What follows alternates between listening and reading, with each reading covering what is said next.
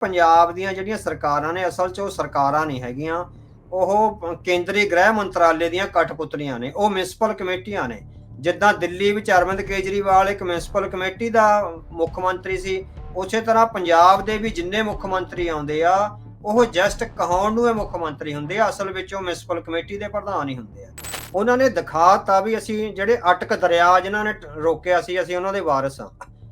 ਸਿੱਖਾਂ ਨੇ ਅੱਜ ਦਿਖਾਤਾ ਵੀ ਵਾਕਈ ਸਾਡੇ ਪੂਰਵਜਾਂ ਨੇ ਅਟਕ ਦਰਿਆ ਨੂੰ ਰੋਕਿਆ, ਵਾਕਈ ਸਾਡੇ ਪੂਰਵਜਾਂ ਨੇ ਅਹਿਮਦ ਸ਼ਾਹ ਅਬਦਾਲੀ ਦਾ ਰਾਹ ਰੋਕਿਆ, ਉਹਦੇ ਖਜ਼ਾਨੇ ਨੂੰ ਲੁੱਟ ਕੇ ਆਮ ਗਰੀਬ ਲੋਕਾਂ ਵਿੱਚ ਵੰਡਿਆ। ਸੋ ਅੱਜ ਦਿਖਾਤਾ ਵੀ ਸੈਂਕੜੇ ਸਾਲਾਂ ਤੋਂ ਬਾਅਦ, 500 ਸਾਲਾਂ ਤੋਂ ਬਾਅਦ ਵੀ ਸਾਡੇ ਵਿੱਚ ਉਹਨਾਂ ਮਹਾਨ ਸ਼ਹੀਦਾਂ ਔਰ ਸੂਰਮਿਆਂ ਦਾ ਜਿਹੜਾ ਹੈਗਾ ਉਹ ਖੂਨ ਆ ਜਿਹੜਾ ਉਹ ਵਾਲੇ ਮਾਰ ਰਿਹਾ ਹੈਗਾ। ਪਰ ਜਿਹੜਾ ਨੁਕਸਾਨ ਹੋਇਆ ਹੁਣ ਆਪਾਂ ਉਹਦੇ ਵੱਲ ਦੇਖਣਾ ਹੈਗਾ ਵੀ ਉਹ ਜਿਹੜੇ ਗਰੀਬ ਪਰਿਵਾਰਾਂ ਦਾ, ਜਿਹੜੇ ਸਹਿ ਨਹੀਂ ਸਕਦੇ ਇਸ ਝਟਕੇ ਨੂੰ, ਆਪਾਂ ਉਹਨਾਂ ਦੀ ਬਾਹ ਫੜਨ ਲਈ ਜਿਹੜੇ ਯਤਨ ਕਰਨੇ ਆ। ਹੜ੍ਹ ਆਏ ਨਹੀਂ, ਇਹ ਲਿਆਂਦੇ ਗਏ। ਇਹ ਕੁਦਰਤੀ ਆਫਤ ਨਿਰੀ ਜਿਹੜੀ ਕੁਦਰਤੀ ਆਫਤ ਨਹੀਂ ਬਲਕਿ ਇਹ ਸਾਜ਼ਿਸ਼ ਵੀ ਆ। ਇਹ ਬਹੁਤ ਸਾਰੇ ਹੁਣ ਸਿੱਖਾਂ ਦੇ ਮਨਾਂ 'ਚ, ਬਹੁਤ ਸਾਰੇ ਪੰਜਾਬੀਆਂ ਦੇ ਮਨਾਂ ਦੇ ਵਿੱਚ ਵੀ ਇਹ ਭਾਵਨਾ ਭਰ ਰਹੀ ਆ। ਕੇਂਦਰ ਸਰਕਾਰਾਂ ਜਿਸ ਤਰ੍ਹਾਂ ਪੰਜਾਬ ਨੂੰ ਬਸਤੀ ਬਣਾ ਕੇ ਸਮਝਦੀਆਂ, ਸਾਨੂੰ ਗੁਲਾਮਾਂ ਵਾਂਗ ਜਿਹੜਾ ਟਰੀਟ ਕਰਦੇ ਆ, ਉਹਦੇ ਚੋਂ ਜਿਹੜਾ ਭਾਖੜਾ ਬਿਆਸ ਮੈਨੇਜਮੈਂਟ ਬੋਰਡ ਤੇ ਸਾਰਾ ਪੰਜਾਬ ਦੀਆਂ ਦੁਸ਼ਮਣ ਧਿਰਾਂ ਦਾ ਕਬਜ਼ਾ ਹੋ ਜਾਣਾ ਤੇ ਉੱਥੇ ਪੰਜਾਬ ਦੇ ਵਿਰੋਧੀ ਅਫਸਰਾਂ ਦੀ ਜਿਹੜੀ ਤਾਇਨਾਤੀ ਹੈਗੀ ਆ। ਭਾਖੜਾ ਡੈਮ ਅਸਲ ਵਿੱਚ ਬਣਾਇਆ ਇਸ ਲਈ ਗਿਆ ਸੀ ਤਾਂ ਕਿ ਪੰਜਾਬ ਨੂੰ ਟਿਊਬਵੈੱਲ ਨਾ ਲਗਾਉਣੇ ਪੈਣ। ਪੰਜਾਬ ਦੀਆਂ ਜਿਹੜੀਆਂ ਸਿੰਜਾਈ ਦੀਆਂ ਲੋੜਾਂ ਨੇ ਉਹ ਭਾਖੜਾ ਵਿੱਚ ਪਾਣੀ ਜਮ੍ਹਾਂ ਕਰਕੇ ਖੇਤਾਂ ਨੂੰ, ਪੰਜਾਬ ਦਿਆਂ ਨੂੰ ਨਹਿਰਾਂ ਰਾਹੀਂ ਪਾਣੀ ਦਿੱਤਾ ਜਾਵੇ। ਭਾਖੜਾ ਡੈਮ ਹਰਿਆਣੇ ਤੇ ਰਾਜਸਥਾਨ ਦੀਆਂ ਲੋੜਾਂ ਨੂੰ ਪੂਰਾ ਕਰਨ ਦੇ ਮੱਦੇਨਜ਼ਰ ਵਰਤਿਆ ਜਾ ਰਿਹਾ ਹੈ। ਵਾਧੂ ਪਾਣੀ ਪੰਜਾਬ ਦੀ ਤਬਾਹੀ ਲਈ, ਪੰਜਾਬ ਨੂੰ ਪੀਣ ਲਈ ਜਾਂ ਪੰਜਾਬ ਦੀ ਖੇਤੀ ਲਈ ਕੋਈ ਪਾਣੀ ਨਹੀਂ ਸਾਡੇ ਕੋਲ।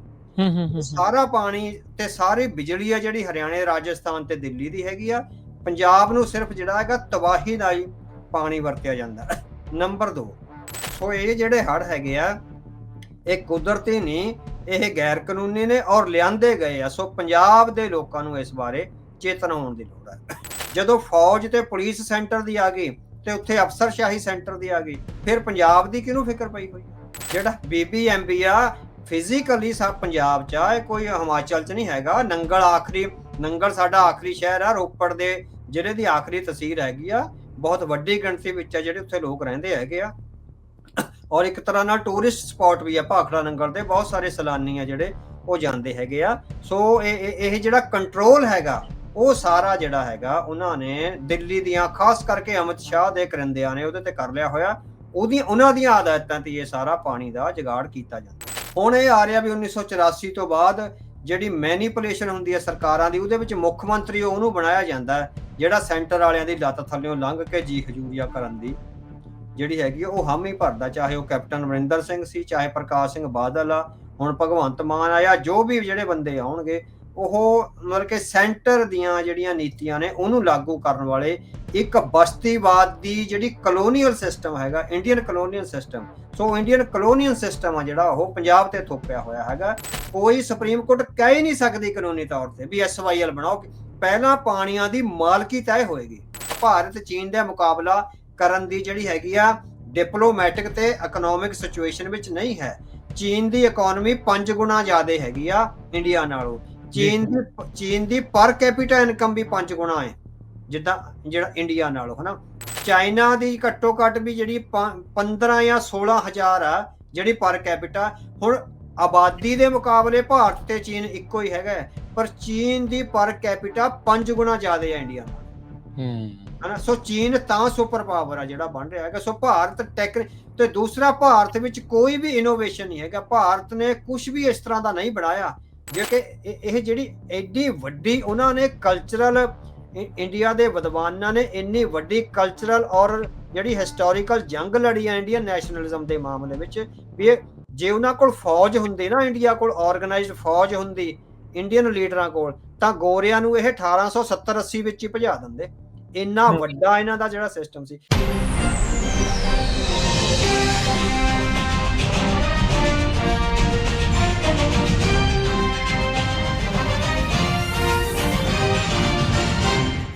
Punjabi radio USA, Punjabi TV USA ਸੁਣ ਦੇਖ ਰਹੇ ਸਾਡੇ ਸਾਰੇ ਹੀ ਸਰੋਤਿਆਂ ਤੇ ਦਰਸ਼ਕਾਂ ਨੂੰ ਨਿੱਘੀ ਜੀ ਆਇਆਂ ਨੂੰ। ਸਭ ਨੂੰ ਪਿਆਰ ਭਰੀ ਸਤਿ ਸ੍ਰੀ ਅਕਾਲ।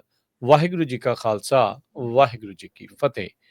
ਪ੍ਰੋਗਰਾਮ ਦਾ ਪੰਥਕ ਪੈਰਾਡਾਈਮ ਦੇ ਵਿੱਚ ਆਪ ਸਭ ਨੂੰ ਜੀ ਆਇਆਂ ਨੂੰ ਆਖਦੇ ਹਾਂ। ਮੇਰੇ ਨਾਲ ਉੱਘੇ ਜਰਨਲਿਸਟ ਅਤੇ ਲੇਖਕ ਸਰਦਾਰ ਅਵਤਾਰ ਸਿੰਘ ਜੀ ਜੁੜ ਚੁੱਕੇ ਆ, ਜਿਨ੍ਹਾਂ ਦੇ ਨਾਲ ਆਪਾਂ ਵੱਖ-ਵੱਖ ਇਸ਼ੂਜ਼ ਦੇ ਉੱਤੇ ਕੁਛ ਕੁ ਹਫ਼ਤਿਆਂ ਦੇ ਵਿੱਚ ਇੱਕ ਵਾਰੀ ਜਿਹੜੀ ਉਹ ਗੱਲਬਾਤ ਕਰਦੇ ਹੁੰਦੇ ਆ। ਅਵਤਾਰ ਸਿੰਘ ਜੀ ਆਇਆਂ ਨੂੰ ਆਖਦੇ ਆ, ਤੁਹਾਨੂੰ ਸਵਾਗਤ ਹੈ। ਵਾਹਿਗੁਰੂ ਜੀ ਕਾ ਵਾਹਿਗੁਰੂ ਜੀ ਕਾ ਖਾਲਸਾ, ਖਾਲਸਾ, ਵਾਹਿਗੁਰੂ ਜੀ ਕੀ ਫਤਿਹ। ਫਤਿਹ। ਅੱਜ ਦੋ ਬੜੇ ਹੀ ਅਹਿਮ ਟੌਪਿਕਸ ਦੇ ਉੱਤੇ ਜਿਹੜੀ ਉਹ ਆਪਾਂ ਗੱਲਬਾਤ ਜਿਹੜੀ ਉਹ ਕਰਨੀ ਹੈ ਜੀ। ਜਿਸ ਦੇ ਵਿੱਚ ਇੱਕ ਪਾਸੇ ਜੋ ਪੰਜਾਬ ਦੇ ਵਿੱਚ ਹੜ੍ਹਾਂ ਦੀ ਸਥਿਤੀ ਬਣੀ ਪਈ ਆ, ਉਸ ਦੇ ਸਥਿਤੀ ਨੂੰ ਲੈ ਕੇ ਗੱਲਬਾਤ ਕਰਾਂਗੇ। ਕੀ ਇਸ ਦੇ ਪਿੱਛੇ ਕਾਰਨ ਆ, ਕੀ ਉੱਥੇ ਆਪਾਂ ਨੂੰ ਨਜ਼ਰ ਆ ਰਿਹਾ ਆ, ਕੀ ਇਸ ਦੇ ਪੱਖ ਨੇ, ਕੀ ਸਿਧਾਂਤਕ ਪੱਖ ਨੇ, ਕੀ ਇਸ ਦਾ ਭਵਿੱਖ ਜਿਹੜਾ ਉਹ ਹੋ ਸਕਦਾ, ਉਹ ਗੱਲ ਕਰਨੀ ਆ। ਤੇ ਉਸ ਦੇ ਨਾਲ ਜੋ ਅਮਰੀਕਾ ਅਤੇ ਭਾਰਤ ਦੇ ਦਰਮਿਆਨ ਟ੍ਰੇਡ ਨੂੰ ਲੈ ਕੇ ਜਿੱਥੋਂ ਗੱਲ ਸ਼ੁਰੂ ਹੋਈ ਸੀ, ਭਾਰਤ ਜੋ ਰੂਸ, ਨਾਰਥ ਕੋਰੀਆ, ਚੀਨ ਦੇ ਨਾਲ ਜਿਹੜਾ ਹੁਣ ਜਾ ਕੇ ਖੜ ਰਿਹਾ ਆ। ਪੀਟਰ ਨਵਾਰੋ ਹੋਣਾ ਦੀ ਜਿਹੜੀ ਇੱਕ ਜਿਹੜੀ ਆਈ ਸੀਗੀ, ਬਿਆਨ ਆਇਆ ਸੀਗਾ, ਉਸ ਨੂੰ ਲੈ ਕੇ ਸਾਰੀਆਂ ਜਿਹੜੀਆਂ ਆਪਾਂ ਚਰਚਾਵਾਂ ਜਿਹੜੀਆਂ ਉਹ ਕਰਨੀਆਂ ਆ। ਅਵਤਾਰ ਸਿੰਘ ਜੀ, ਸਭ ਤੋਂ ਪਹਿਲਾਂ ਸ਼ੁਰੂਆਤ ਪੰਜਾਬ ਦੇ ਲਈ ਆਪਾਂ ਅਰਦਾਸ ਲਈ ਕਰਦੇ ਹਾਂ। ਅਰਦਾਸ ਦੇ ਨਾਲ ਕਰਦੇ ਹਾਂ ਵੀ ਜੋ ਇਸ ਟਾਈਮ ਪਾਣੀ ਦੇ ਕਰਕੇ, ਜੋ ਹੜ੍ਹਾਂ ਦੇ ਕਰਕੇ ਜੋ ਸਥਿਤੀ ਬਣੀ ਪਈ ਆ, ਪਰਮਾਤਮਾ ਅੱਗੇ ਅਰਦਾਸ ਕਰਦੇ ਹਾਂ ਵੀ ਸਥਿਤੀ ਜਲਦੀ ਆ ਕਾਬੂ ਦੇ ਵਿੱਚ ਆਵੇ। ਉਹਨਾਂ ਸਾਰੀਆਂ ਸਥਿਤੀਆਂ ਨੂੰ ਲੈ ਕੇ ਗੱਲਬਾਤ ਕਰਦੇ ਹਾਂ। ਸ਼ੁਰੂਆਤ ਇਹੀ ਕਰਦੇ ਹਾਂ, ਜੋ ਅਵਤਾਰ ਸਿੰਘ ਜੀ, ਜੋ ਹੜ੍ਹਾਂ ਦੀ ਹੁਣ ਸਥਿਤੀ ਬਾਰੇ ਆਪ ਜੋ ਇੱਥੇ ਦੇਖ ਰਹੇ ਆ, ਉਹਦੇ ਬਾਰੇ ਕੀ ਵਿਚਾਰ, ਮੁੱਢਲੇ ਵਿਚਾਰ ਕੀ ਆਉਂਦੇ ਨੇ? ਹਾਂਜੀ, ਹਾਂਜੀ। ਸੋ ਕਾਫੀ ਇੱਕ ਤਾਂ ਦੁਖਦਾਈ ਹੈਗਾ। ਪਿਛਲੇ 10 ਕੁ ਦਿਨਾਂ ਤੋਂ ਜਿਹੜਾ ਹੜ੍ਹ ਲਿਆਂਦੇ ਗਏ ਆ, ਹਨਾ, ਸੋ ਕੁਦਰਤੀ ਨਹੀਂ ਨੇ, ਸੋ ਲਿਆਂਦੇ ਗਏ ਨੇ। ਸੋ ਇਹਦੇ ਵਿੱਚ ਕੋਈ ਦੋ ਰਾਵਾਂ ਨਹੀਂ, ਉਹ ਅੱਗੇ ਜਾ ਕੇ ਆਪਾਂ ਜ਼ਿਕਰ ਕਰਦੇ ਹਾਂ ਇਹਦੇ ਨਾਲ। ਪਰ ਲਗਭਗ ਜਿਹੜੇ ਹੈਗੇ 1500 ਪਿੰਡ ਆ ਜਿਹੜੇ ਹੁਣ ਤੱਕ ਉਹ ਪ੍ਰਭਾਵਿਤ ਹੋਏ ਨੇ। 30 ਤੋਂ ਵੱਧ ਆ ਜਿਹੜੀਆਂ ਮੌਤਾਂ ਹੋ ਗਈਆਂ ਨੇ। ਸੋ ਕਿਹਾ ਜਾਂਦਾ ਵੀ ਲਗਭਗ 75 ਲੱਖ ਜਿਹੜਾ ਮੀਟ੍ਰਿਕ ਟਨ ਜਿਹੜਾ ਚਾਵਲ ਸੀਗਾ, ਜਿਹੜੀ ਝੋਨੇ ਦੀ ਫਸਲ ਖੜੀ ਸੀ, ਉਹ ਜਿਹੜੀ ਹੈਗੀ ਆ ਬਰਬਾਦ ਆ, ਜਿਹੜੀ ਹੋ ਗਈ ਹੋਈ ਆ। ਸੋ ਲੋਕਾਂ ਦੇ ਘਰ ਬਰਬਾਦ ਹੋਏ ਨੇ। ਲਗਭਗ 4-4 5-5 ਫੁੱਟ ਪਾਣੀ ਆ ਜਿਹੜਾ ਚੰਗੇ ਵਸਦੇ ਘਰਾਂ 'ਚ ਤੇ ਗਰੀਬਾਂ ਦੀਆਂ ਝੁੱਗੀਆਂ 'ਚ ਤੇ ਆ, ਜਿਹੜੇ ਦਰਮਿਆਨੇ ਘਰ ਹੁੰਦੇ ਆ ਉਹਨਾਂ ਵਿੱਚ ਵੜਿਆ, ਜਿਨ੍ਹਾਂ ਨਾਲ, ਕਿਉਂਕਿ ਤੁਸੀਂ ਅੰਦਾਜ਼ਾ ਲਗਾ ਸਕਦੇ ਹੋ, ਜਦੋਂ ਕਿਸੇ ਘਰ ਵਿੱਚ 4-5 ਫੁੱਟ ਪਾਣੀ ਵੜ ਜਾਵੇ, ਉਹਦਾ ਜਿਹੜਾ ਸਾਰਾ ਸਮਾਨ ਆ, ਜਿਹੜਾ ਈਵਨ ਫਰਨੀਚਰ ਵਗੈਰਾ ਜਾਂ ਭਾਂਡੇ ਬਰਤਨ ਜਾਂ ਜੋ ਕੁਛ ਵੀ ਕੱਪੜਾ ਲੱਤਾ ਹੈਗਾ, ਪੇਟੀਆਂ ਟਰੰਕ ਜਿਹੜੇ ਹੈਗੇ ਆ, ਉਹ ਸਾਰੇ ਆ ਖਰਾਬ ਹੋ ਜਾਂਦੇ ਆ। ਉਹ ਇਹ ਹੁਣ ਬਾਅਦ ਦੀ ਜਿਹੜੀ ਸਥਿਤੀ ਆਉਣੀ ਆ, ਉਹ ਸਗੋਂ ਵੱਧ ਭਿਆਨਕ ਆ, ਜਿਹੜੀਆਂ ਆਉਣੀਆਂ 30 ਤੋਂ ਵੱਧ ਜਿਹੜੀਆਂ ਮੌਤਾਂ ਨੇ। ਵੱਡਾ ਜਿਹੜਾ ਨੁਕਸਾਨ ਹੈਗਾ ਵੀ ਖੇਤੀ ਦਾ ਵੀ ਨੁਕਸਾਨ ਹੈ, ਜਿਹੜੀਆਂ ਜਾਨਾਂ ਗਈਆਂ ਨੇ ਉਹ ਵੀ ਨੇ, ਜਿਹੜੀ ਡਿਸਪਲੇਸਮੈਂਟ ਹੈਗੀ ਆ, ਖਾਸ ਕਰਕੇ ਜਾਨਵਰ ਬਹੁਤ ਰੁੜ ਗਏ ਨੇ। ਉਹਨਾਂ ਵਿੱਚੋਂ ਕੁਛ ਮਾਰੇ ਗਏ ਨੇ, ਬਾਕੀ 10-10 20-20 ਕਿਲੋਮੀਟਰ ਅੱਗੇ ਜਾ ਕੇ ਕਿਸੇ ਹੋਰ ਪਿੰਡ ਵਾਲਿਆਂ ਨੇ ਜਿਹੜੇ ਫੜੇ ਹੈਗੇ ਆ। ਸੋ ਜੀ, ਇਹ ਜਿਹੜਾ ਕਿਉਂਕਿ ਬਹੁਤ ਸਾਰੇ ਪਰਿਵਾਰਾਂ ਦੀ ਜਿਹੜਾ ਉਪਜੀਵਿਕਾ ਦਾ ਸਾਧਨ ਜਾਨਵਰ ਹੀ ਹੁੰਦੇ ਹੈਗੇ ਆ। ਮੱਝਾਂ ਗਾਵਾਂ ਜਿਨ੍ਹਾਂ ਦਾ ਦੁੱਧ ਵੇਚ ਕੇ ਉਹ ਕਰਦੇ ਆ। ਸੋ ਜਿਹੜੇ ਉਹ ਲਾਸਿਸ ਨੇ, ਬੜਾ ਦੁਖਦਾਈ ਹੈ। ਹਾਲ ਦੀ ਘੜੀ ਇਹ 2 ਸਾਲਾਂ ਬਾਅਦ ਦੁਬਾਰੇ 2023 ਵਿੱਚ ਆਇਆ ਸੀ, ਉਦੋਂ ਘੱਗਰ ਦਰਿਆ ਟੁੱਟਿਆ ਸੀ। ਉਦੋਂ ਕਾਫੀ ਜਿਹੜਾ ਨੁਕਸਾਨ ਆ ਪਟਿਆਲੇ ਵਾਲੀ ਸਾਈਡ ਹੋਇਆ ਸੀ। ਇਸ ਵੇਲੇ ਮੱਝ ਆ ਜਿਹੜਾ ਰਾਵੀ ਔਰ ਬਿਆਸ ਦੇ ਟੁੱਟਣ ਨਾਲ ਜਿਹੜਾ ਹੈਗਾ ਉਹ ਉਛਲਣ ਨਾਲ ਉਹ ਆਇਆ ਹੈਗਾ। ਸਤਲੁਜ ਆਪਣੇ ਕੰਢੇ ਭਰ ਕੇ ਚੱਲ ਰਿਹਾ, ਪਰ ਹਾਲ ਦੀ ਘੜੀ ਅੱਜ ਉਹਨਾਂ ਦੇ ਰੋਪੜ ਦੇ ਡੀਸੀ ਵੱਲੋਂ ਜਿਹੜੀ ਆਈ ਹੈਗੀ ਆ ਵੀ ਹਾਲ ਦੀ ਘੜੀ ਸਥਿਤੀ ਕੰਟਰੋਲ ਵਿੱਚ ਹੈ। 85,000 ਕਿਊਸੇਕ ਆ ਜਿਹੜਾ ਉਹ 2-3 ਦਿਨਾਂ ਤੋਂ ਛੱਡਿਆ ਜਾ ਰਿਹਾ ਹੈਗਾ। ਸੋ ਬੇਸ਼ੱਕ ਗੁਰੂ ਮਹਾਰਾਜ ਨੇ ਇਮਤਿਹਾਨ ਲਿਆ ਹੈ, ਕੁਦਰਤ ਸਾਡਾ ਇਮਤਿਹਾਨ ਲਗਾਤਾਰ ਲੈਂਦੀ ਹੈਗੀ ਆ। ਪਰ ਜਿਸ ਜਜ਼ਬੇ ਨਾਲ ਪੰਜਾਬੀਆਂ ਨੇ ਜਾਂ ਖਾਲਸਾ ਪੰਥ ਨੇ ਇਸ ਮਹਾਂਮਾਰੀ ਦਾ ਟਾਕਰਾ ਕੀਤਾ, ਉਹਦੇ ਲਈ ਅਸੀਂ ਆਪਣੇ ਗੁਰੂ ਖਾਲਸਾ ਪੰਥ ਦਾ ਜਿਹੜਾ ਸਿਜਦਾ ਵੀ ਕਰਦੇ ਹਾਂ, ਉਹਨਾਂ ਨੂੰ ਸਲਾਮ ਵੀ ਕਰਦੇ ਹਾਂ, ਔਰ ਅਰਦਾਸ ਕਰੀਏ ਹੁਣ ਵੀ ਜਿਹੜੀਆਂ ਜਾਨਾਂ ਚਲੇ ਗਈਆਂ ਨੇ ਉਹ ਗੁਰੂ ਮਹਾਰਾਜ ਆਪਣੇ ਚਰਨਾਂ ਵਿੱਚ ਨਿਵਾਸ ਬਖਸ਼ਣ, ਪਿੱਛੋਂ ਪਰਿਵਾਰਾਂ ਨੂੰ ਮਿੱਠਾ ਭਾਣਾ ਕਰਨ ਦਾ ਜਿਹੜਾ ਬਲ ਬਖਸ਼ਣ। ਪਰ ਜਿਹੜਾ ਨੁਕਸਾਨ ਹੋਇਆ, ਹੁਣ ਆਪਾਂ ਉਹਦੇ ਵੱਲ ਦੇਖਣਾ ਹੈਗਾ ਵੀ ਉਹ ਜਿਹੜੇ ਗਰੀਬ ਪਰਿਵਾਰਾਂ ਦਾ, ਜਿਹੜੇ ਸਹਿ ਨਹੀਂ ਸਕਦੇ ਇਸ ਝਟਕੇ ਨੂੰ, ਆਪਾਂ ਉਹਨਾਂ ਦੀ ਬਾਹ ਫੜਨ ਲਈ ਜਿਹੜੇ ਯਤਨ ਕਰਨੇ ਆ, ਉਹਦੇ ਬਾਰੇ ਸੋਚਣਾ ਚਾਹੀਦਾ। ਸੋ ਕਾਫੀ ਨੁਕਸਾਨ ਹੋਇਆ। ਕਾਫੀ ਵੱਡੀ ਪੱਧਰ ਤੇ ਆ ਜਿਹੜੇ ਹੜ੍ਹ ਆਏ ਨੇ। ਬੜਾ ਉੱਚਾ ਪਾਣੀ ਸੀ, 4-4 5-5 ਫੁੱਟ ਆ ਜਿਹੜਾ ਪਾਣੀ ਲਗਾਤਾਰ ਆਇਆ, ਇੱਕਦਮ ਹੜ੍ਹ ਵਰਗੀ ਸਥਿਤੀ ਵਾਂਗ ਉਹ ਆਇਆ। ਸੋ ਬਹੁਤ ਸਾਰਾ ਨੁਕਸਾਨ ਹੋਇਆ। ਅਰਦਾਸ ਕਰਦੇ ਹਾਂ ਵੀ ਗੁਰੂ ਮਹਾਰਾਜ ਸਾਡੇ ਉਸ ਹੋਮਲੈਂਡ ਨੂੰ ਜਿਹੜਾ ਹੈਗਾ ਮੁੜ ਤੋਂ ਹਰਿਆ ਭਰਿਆ ਤੇ ਉਸਰਿਆ ਹੋਇਆ ਕਰਨ ਵਿੱਚ ਸਾਡੀ ਜਿਹੜੀ ਹੈਗੀ ਆ ਮਦਦ ਕਰੇ ਔਰ ਸਾਨੂੰ ਰਾਹ ਦਿਖਾਵੇ। ਜੀ। ਅਵਤਾਰ ਸਿੰਘ ਜੀ, ਜਿੱਦਾਂ ਤੁਸੀਂ ਸਥਿਤੀ ਨੂੰ ਦੱਸਦੇ ਹਾਂ, ਜਦੋਂ ਵਿਚਾਰਾਂ ਦੇ ਵਿੱਚ ਗੱਲ ਕੀਤੀ ਵੀ ਇਹ ਹੜ੍ਹ ਆਏ ਨਹੀਂ, ਇਹ ਲਿਆਂਦੇ ਗਏ। ਇਹ ਕੁਦਰਤੀ ਆਫ਼ਤ ਨਿਰੀ ਜਿਹੜੀ ਇਹ ਕੁਦਰਤੀ ਆਫ਼ਤ ਨਹੀਂ, ਬਲਕਿ ਇਹ ਸਾਜ਼ਿਸ਼ ਵੀ ਆ। ਇਹ ਬਹੁਤ ਸਾਰੇ ਹੁਣ ਸਿੱਖਾਂ ਦੇ ਮਨਾਂ 'ਚ, ਬਹੁਤ ਸਾਰੇ ਪੰਜਾਬੀਆਂ ਦੇ ਮਨਾਂ ਦੇ ਵਿੱਚ ਵੀ ਇਹ ਭਾਵਨਾ ਭਰ ਰਹੀ ਆ। ਕਾਰਨ ਕੀ ਆ? ਕਿਉਂ ਇਦਾਂ ਇਸ ਟਾਈਮ ਇਹ ਸੰਕੇਤ ਜਿਹੜੇ ਉਹ ਲੱਗ ਰਹੇ ਆ? ਕਿਉਂ ਇਹ ਭਾਵਨਾ ਜਿਹੜੀ ਪ੍ਰਬਲ ਹੋ ਰਹੀ ਹੈ? ਪ੍ਰਬਲ ਇਹ ਭਾਵਨਾ ਇਸ ਕਰਕੇ ਹੋ ਰਹੀ ਹੈ ਵੀ ਇੱਕ ਤਾਂ ਜਿਹੜੀ ਕੇਂਦਰ ਸਰਕਾਰਾਂ ਦੀ ਪੰਜਾਬ ਲਈ ਬੇਗਾਨਗੀ ਹੈਗੀ ਆ। ਕੇਂਦਰ ਸਰਕਾਰਾਂ ਜਿਸ ਤਰ੍ਹਾਂ ਪੰਜਾਬ ਨੂੰ ਬਸਤੀ ਬਣਾ ਕੇ ਸਮਝਦੀਆਂ, ਸਾਨੂੰ ਗੁਲਾਮਾਂ ਵਾਂਗ ਜਿਹੜਾ ਟਰੀਟ ਕਰਦੇ ਆ, ਉਹਦੇ ਚੋਂ ਜਿਹੜਾ ਭਾਖੜਾ ਬਿਆਸ ਮੈਨੇਜਮੈਂਟ ਬੋਰਡ ਤੇ ਸਾਰਾ ਪੰਜਾਬ ਦੀਆਂ ਦੁਸ਼ਮਣ ਧਿਰਾਂ ਦਾ ਕਬਜ਼ਾ ਹੋ ਜਾਣਾ ਤੇ ਉੱਥੇ ਪੰਜਾਬ ਦੇ ਵਿਰੋਧੀ ਅਫਸਰਾਂ ਦੀ ਜਿਹੜੀ ਤਾਇਨਾਤੀ ਹੈਗੀ ਆ, ਉਹ ਹੁਣ ਜਿਹੜਾ ਭਾਖੜਾ ਡੈਮ ਆ ਨਾ, ਭਾਖੜਾ ਡੈਮ ਅਸਲ ਵਿੱਚ ਬਣਾਇਆ ਇਸ ਲਈ ਗਿਆ ਸੀ ਤਾਂ ਕਿ ਪੰਜਾਬ ਨੂੰ ਟਿਊਬਵੈੱਲ ਨਾ ਲਗਾਉਣੇ ਪੈਣ। ਪੰਜਾਬ ਦੀਆਂ ਜਿਹੜੀਆਂ ਸਿੰਜਾਈ ਦੀਆਂ ਲੋੜਾਂ ਨੇ, ਉਹ ਭਾਖੜਾ ਵਿੱਚ ਪਾਣੀ ਜਮ੍ਹਾਂ ਕਰਕੇ ਖੇਤਾਂ ਨੂੰ, ਪੰਜਾਬ ਦਿਆਂ ਨੂੰ ਨਹਿਰਾਂ ਰਾਹੀਂ ਪਾਣੀ ਦਿੱਤਾ ਜਾਊਗਾ। ਸੋ ਭਾਖੜਾ ਦਾ ਮੁੱਖ ਮਕਸਦ ਇਹ ਸੀ। ਪਰ ਜਿਉਂ-ਜਿਉਂ ਕੇਂਦਰ ਦੀ ਪੰਜਾਬ ਨਾਲ ਦੁਸ਼ਮਣੀ ਵੱਧਦੀ ਗਈ, ਭਾਖੜੇ ਨੂੰ ਪਾਣੀ ਸਟੋਰ ਕਰਨ ਲਈ ਵਰਤਿਆ ਗਿਆ। ਉਹ ਪਾਣੀ ਜਿਹੜਾ ਹਰਿਆਣਾ ਤੇ ਰਾਜਸਥਾਨ ਨੂੰ ਦਿੱਤਾ ਜਾਣਾ, ਜਿਹਦੇ ਵਿੱਚੋਂ ਪੰਜਾਬ ਦਾ ਕੋਈ ਵੀ ਹਿੱਸਾ ਨਹੀਂ ਹੈ। ਪੰਜਾਬ ਨੂੰ ਸਿਰਫ ਉਦੋਂ ਪਾਣੀ ਛੱਡਿਆ ਜਾਣਾ ਜਦੋਂ ਪੰਜਾਬ ਨੂੰ ਤਬਾਹ ਕੀਤਾ ਜਾਣਾ। ਸੋ ਜਿਹੜੀ ਅਫਸਰਸ਼ਾਹੀ ਫੈਸਲੇ ਕਰਦੀ ਹੈਗੀ, ਹੁਣ ਤੁਸੀਂ ਦੇਖੋ ਰਿਪੋਰਟਾਂ ਆ ਰਹੀਆਂ ਨੇ ਵੀ 2 ਲੱਖ ਜਿਹੜਾ ਕਿਊਸੈਕ ਪਾਣੀ ਦਾ ਉਹ ਉੱਥੇ ਭੰਡਾਰ ਹੈਗਾ। ਸੋ ਜਿਹੜੇ ਸੇਫਟੀ ਦੇ ਕੰਸਰਨ ਨੇ, ਉਹ ਇਹ ਕਹਿੰਦੇ ਨੇ ਵੀ 2 ਲੱਖ ਤੋਂ 25% ਘੱਟ ਪਾਣੀ ਭੰਡਾਰ ਕਰਨਾ ਚਾਹੀਦਾ ਵੀ ਤਾਂ ਕਿ ਸੇਫ ਰਹੇ ਸਾਰਾ ਕੁਝ। ਵੀ ਜੇ ਬਹੁਤ ਵੱਡੀ ਆਫਤ ਆ ਜੇ ਤਾਂ ਜਿਹੜਾ ਪਾਣੀ ਛੱਡਣ ਵਿੱਚ ਉਹ ਜਿਹੜਾ ਪਾਪੂਲੇਸ਼ਨ ਦਾ ਨੁਕਸਾਨ ਨਾ ਕਰੇ। ਦੱਸਿਆ ਜਾਂਦਾ ਵੀ ਹਰਿਆਣੇ ਔਰ ਰਾਜਸਥਾਨ ਦੀਆਂ ਪਾਣੀ ਦੀਆਂ ਲੋੜਾਂ ਦੇ ਮੱਦੇਨਜ਼ਰ ਲਾਲਚ ਵਿੱਚ 2,74,000 ਕਿਊਸਕ ਮੀਟਰ ਜਿਹੜਾ ਪਾਣੀ ਹੈਗਾ ਉਹ ਉੱਥੇ ਜਮ੍ਹਾਂ ਕੀਤਾ ਗਿਆ। ਕਿੱਥੇ ਤਾਂ ਘੱਟ ਕਰਨਾ ਚਾਹੀਦਾ ਸੀ, ਕਿਸੇ 74,000 ਜਿਹੜਾ ਕਿਊਸਕ ਆ ਉਹ ਜ਼ਿਆਦਾ ਜਿਹੜਾ ਉਹ ਕਰਿਆ ਗਿਆ, ਉਹ ਜਾਣਬੁੱਝ ਕੇ ਕਰਿਆ ਗਿਆ ਇਹ ਕਰਨ ਨੂੰ ਵੀ ਹਾਂ ਗਰਮੀਆਂ ਵਿੱਚ ਹਰਿਆਣੇ ਤੇ ਰਾਜਸਥਾਨ ਨੂੰ ਕਿਤੇ ਥੋੜ ਨਾ ਪੈ ਜੇ। ਸੋ ਭਾਖੜਾ ਡੈਮ ਹਰਿਆਣੇ ਤੇ ਰਾਜਸਥਾਨ ਦੀਆਂ ਲੋੜਾਂ ਨੂੰ ਪੂਰਾ ਕਰਨ ਦੇ ਮੱਦੇਨਜ਼ਰ ਵਰਤਿਆ ਜਾ ਰਿਹਾ ਹੈ। ਵਾਧੂ ਪਾਣੀ ਪੰਜਾਬ ਦੀ ਤਬਾਹੀ ਲਈ, ਪੰਜਾਬ ਨੂੰ ਪੀਣ ਲਈ ਜਾਂ ਪੰਜਾਬ ਦੀ ਖੇਤੀ ਲਈ ਕੋਈ ਪਾਣੀ ਨਹੀਂ ਸਾਡੇ ਕੋਲ। ਸਾਰਾ ਪਾਣੀ ਤੇ ਸਾਰੀ ਬਿਜਲੀ ਆ ਜਿਹੜੀ ਹਰਿਆਣੇ, ਰਾਜਸਥਾਨ ਤੇ ਦਿੱਲੀ ਦੀ ਹੈਗੀ ਆ। ਪੰਜਾਬ ਨੂੰ ਸਿਰਫ ਜਿਹੜਾ ਹੈਗਾ ਤਬਾਹੀ ਦਾ ਹੀ ਪਾਣੀ ਵਰਤਿਆ ਜਾਂਦਾ। ਨੰਬਰ 2, ਪੰਜਾਬ ਦੇ ਵਿੱਚ ਜੇ ਕੁਦਰਤੀ ਮੀਂਹ ਪੈਂਦੇ ਆ, ਇਹ ਕੁਦਰਤੀ ਬਾਰਿਸ਼ਾਂ ਵਾਲਾ ਫੜ ਨਹੀਂ ਹੈਗਾ। ਪੰਜਾਬ ਦੇ ਜਿੰਨੇ ਵੀ ਰਜਵਾਹੇ, ਚੋ, ਨਦੀਆਂ, ਨਾਲੇ ਹੈਗੇ ਆ, ਉਹ ਕੁਦਰਤੀ ਬਾਰਿਸ਼ਾਂ ਦੇ ਵਹਾਅ ਨੂੰ ਝੱਲਣ ਦੀ ਯੋਗਤਾ ਰੱਖਦੇ, ਅੱਜ ਵੀ ਰੱਖਦੇ ਆ। ਜੇ ਜਿੰਨਾ ਕੁ ਪੰਜਾਬ 'ਚ ਬਾਰਿਸ਼ ਹੁੰਦੀ ਆ, ਉਹ ਕੁਦਰਤੀ ਨਾਲਿਆਂ ਰਾਹੀਂ ਉਹ ਚਲੇ ਜਾਂਦਾ ਜਿੱਥੇ ਜਾਣਾ, ਚਾਹੇ ਦਰਿਆ 'ਚ ਪੈਣਾ, ਚਾਹੇ ਸਮੁੰਦਰ 'ਚ, ਜਿੱਥੇ ਵੀ ਜਾਣਾ ਹੈਗਾ।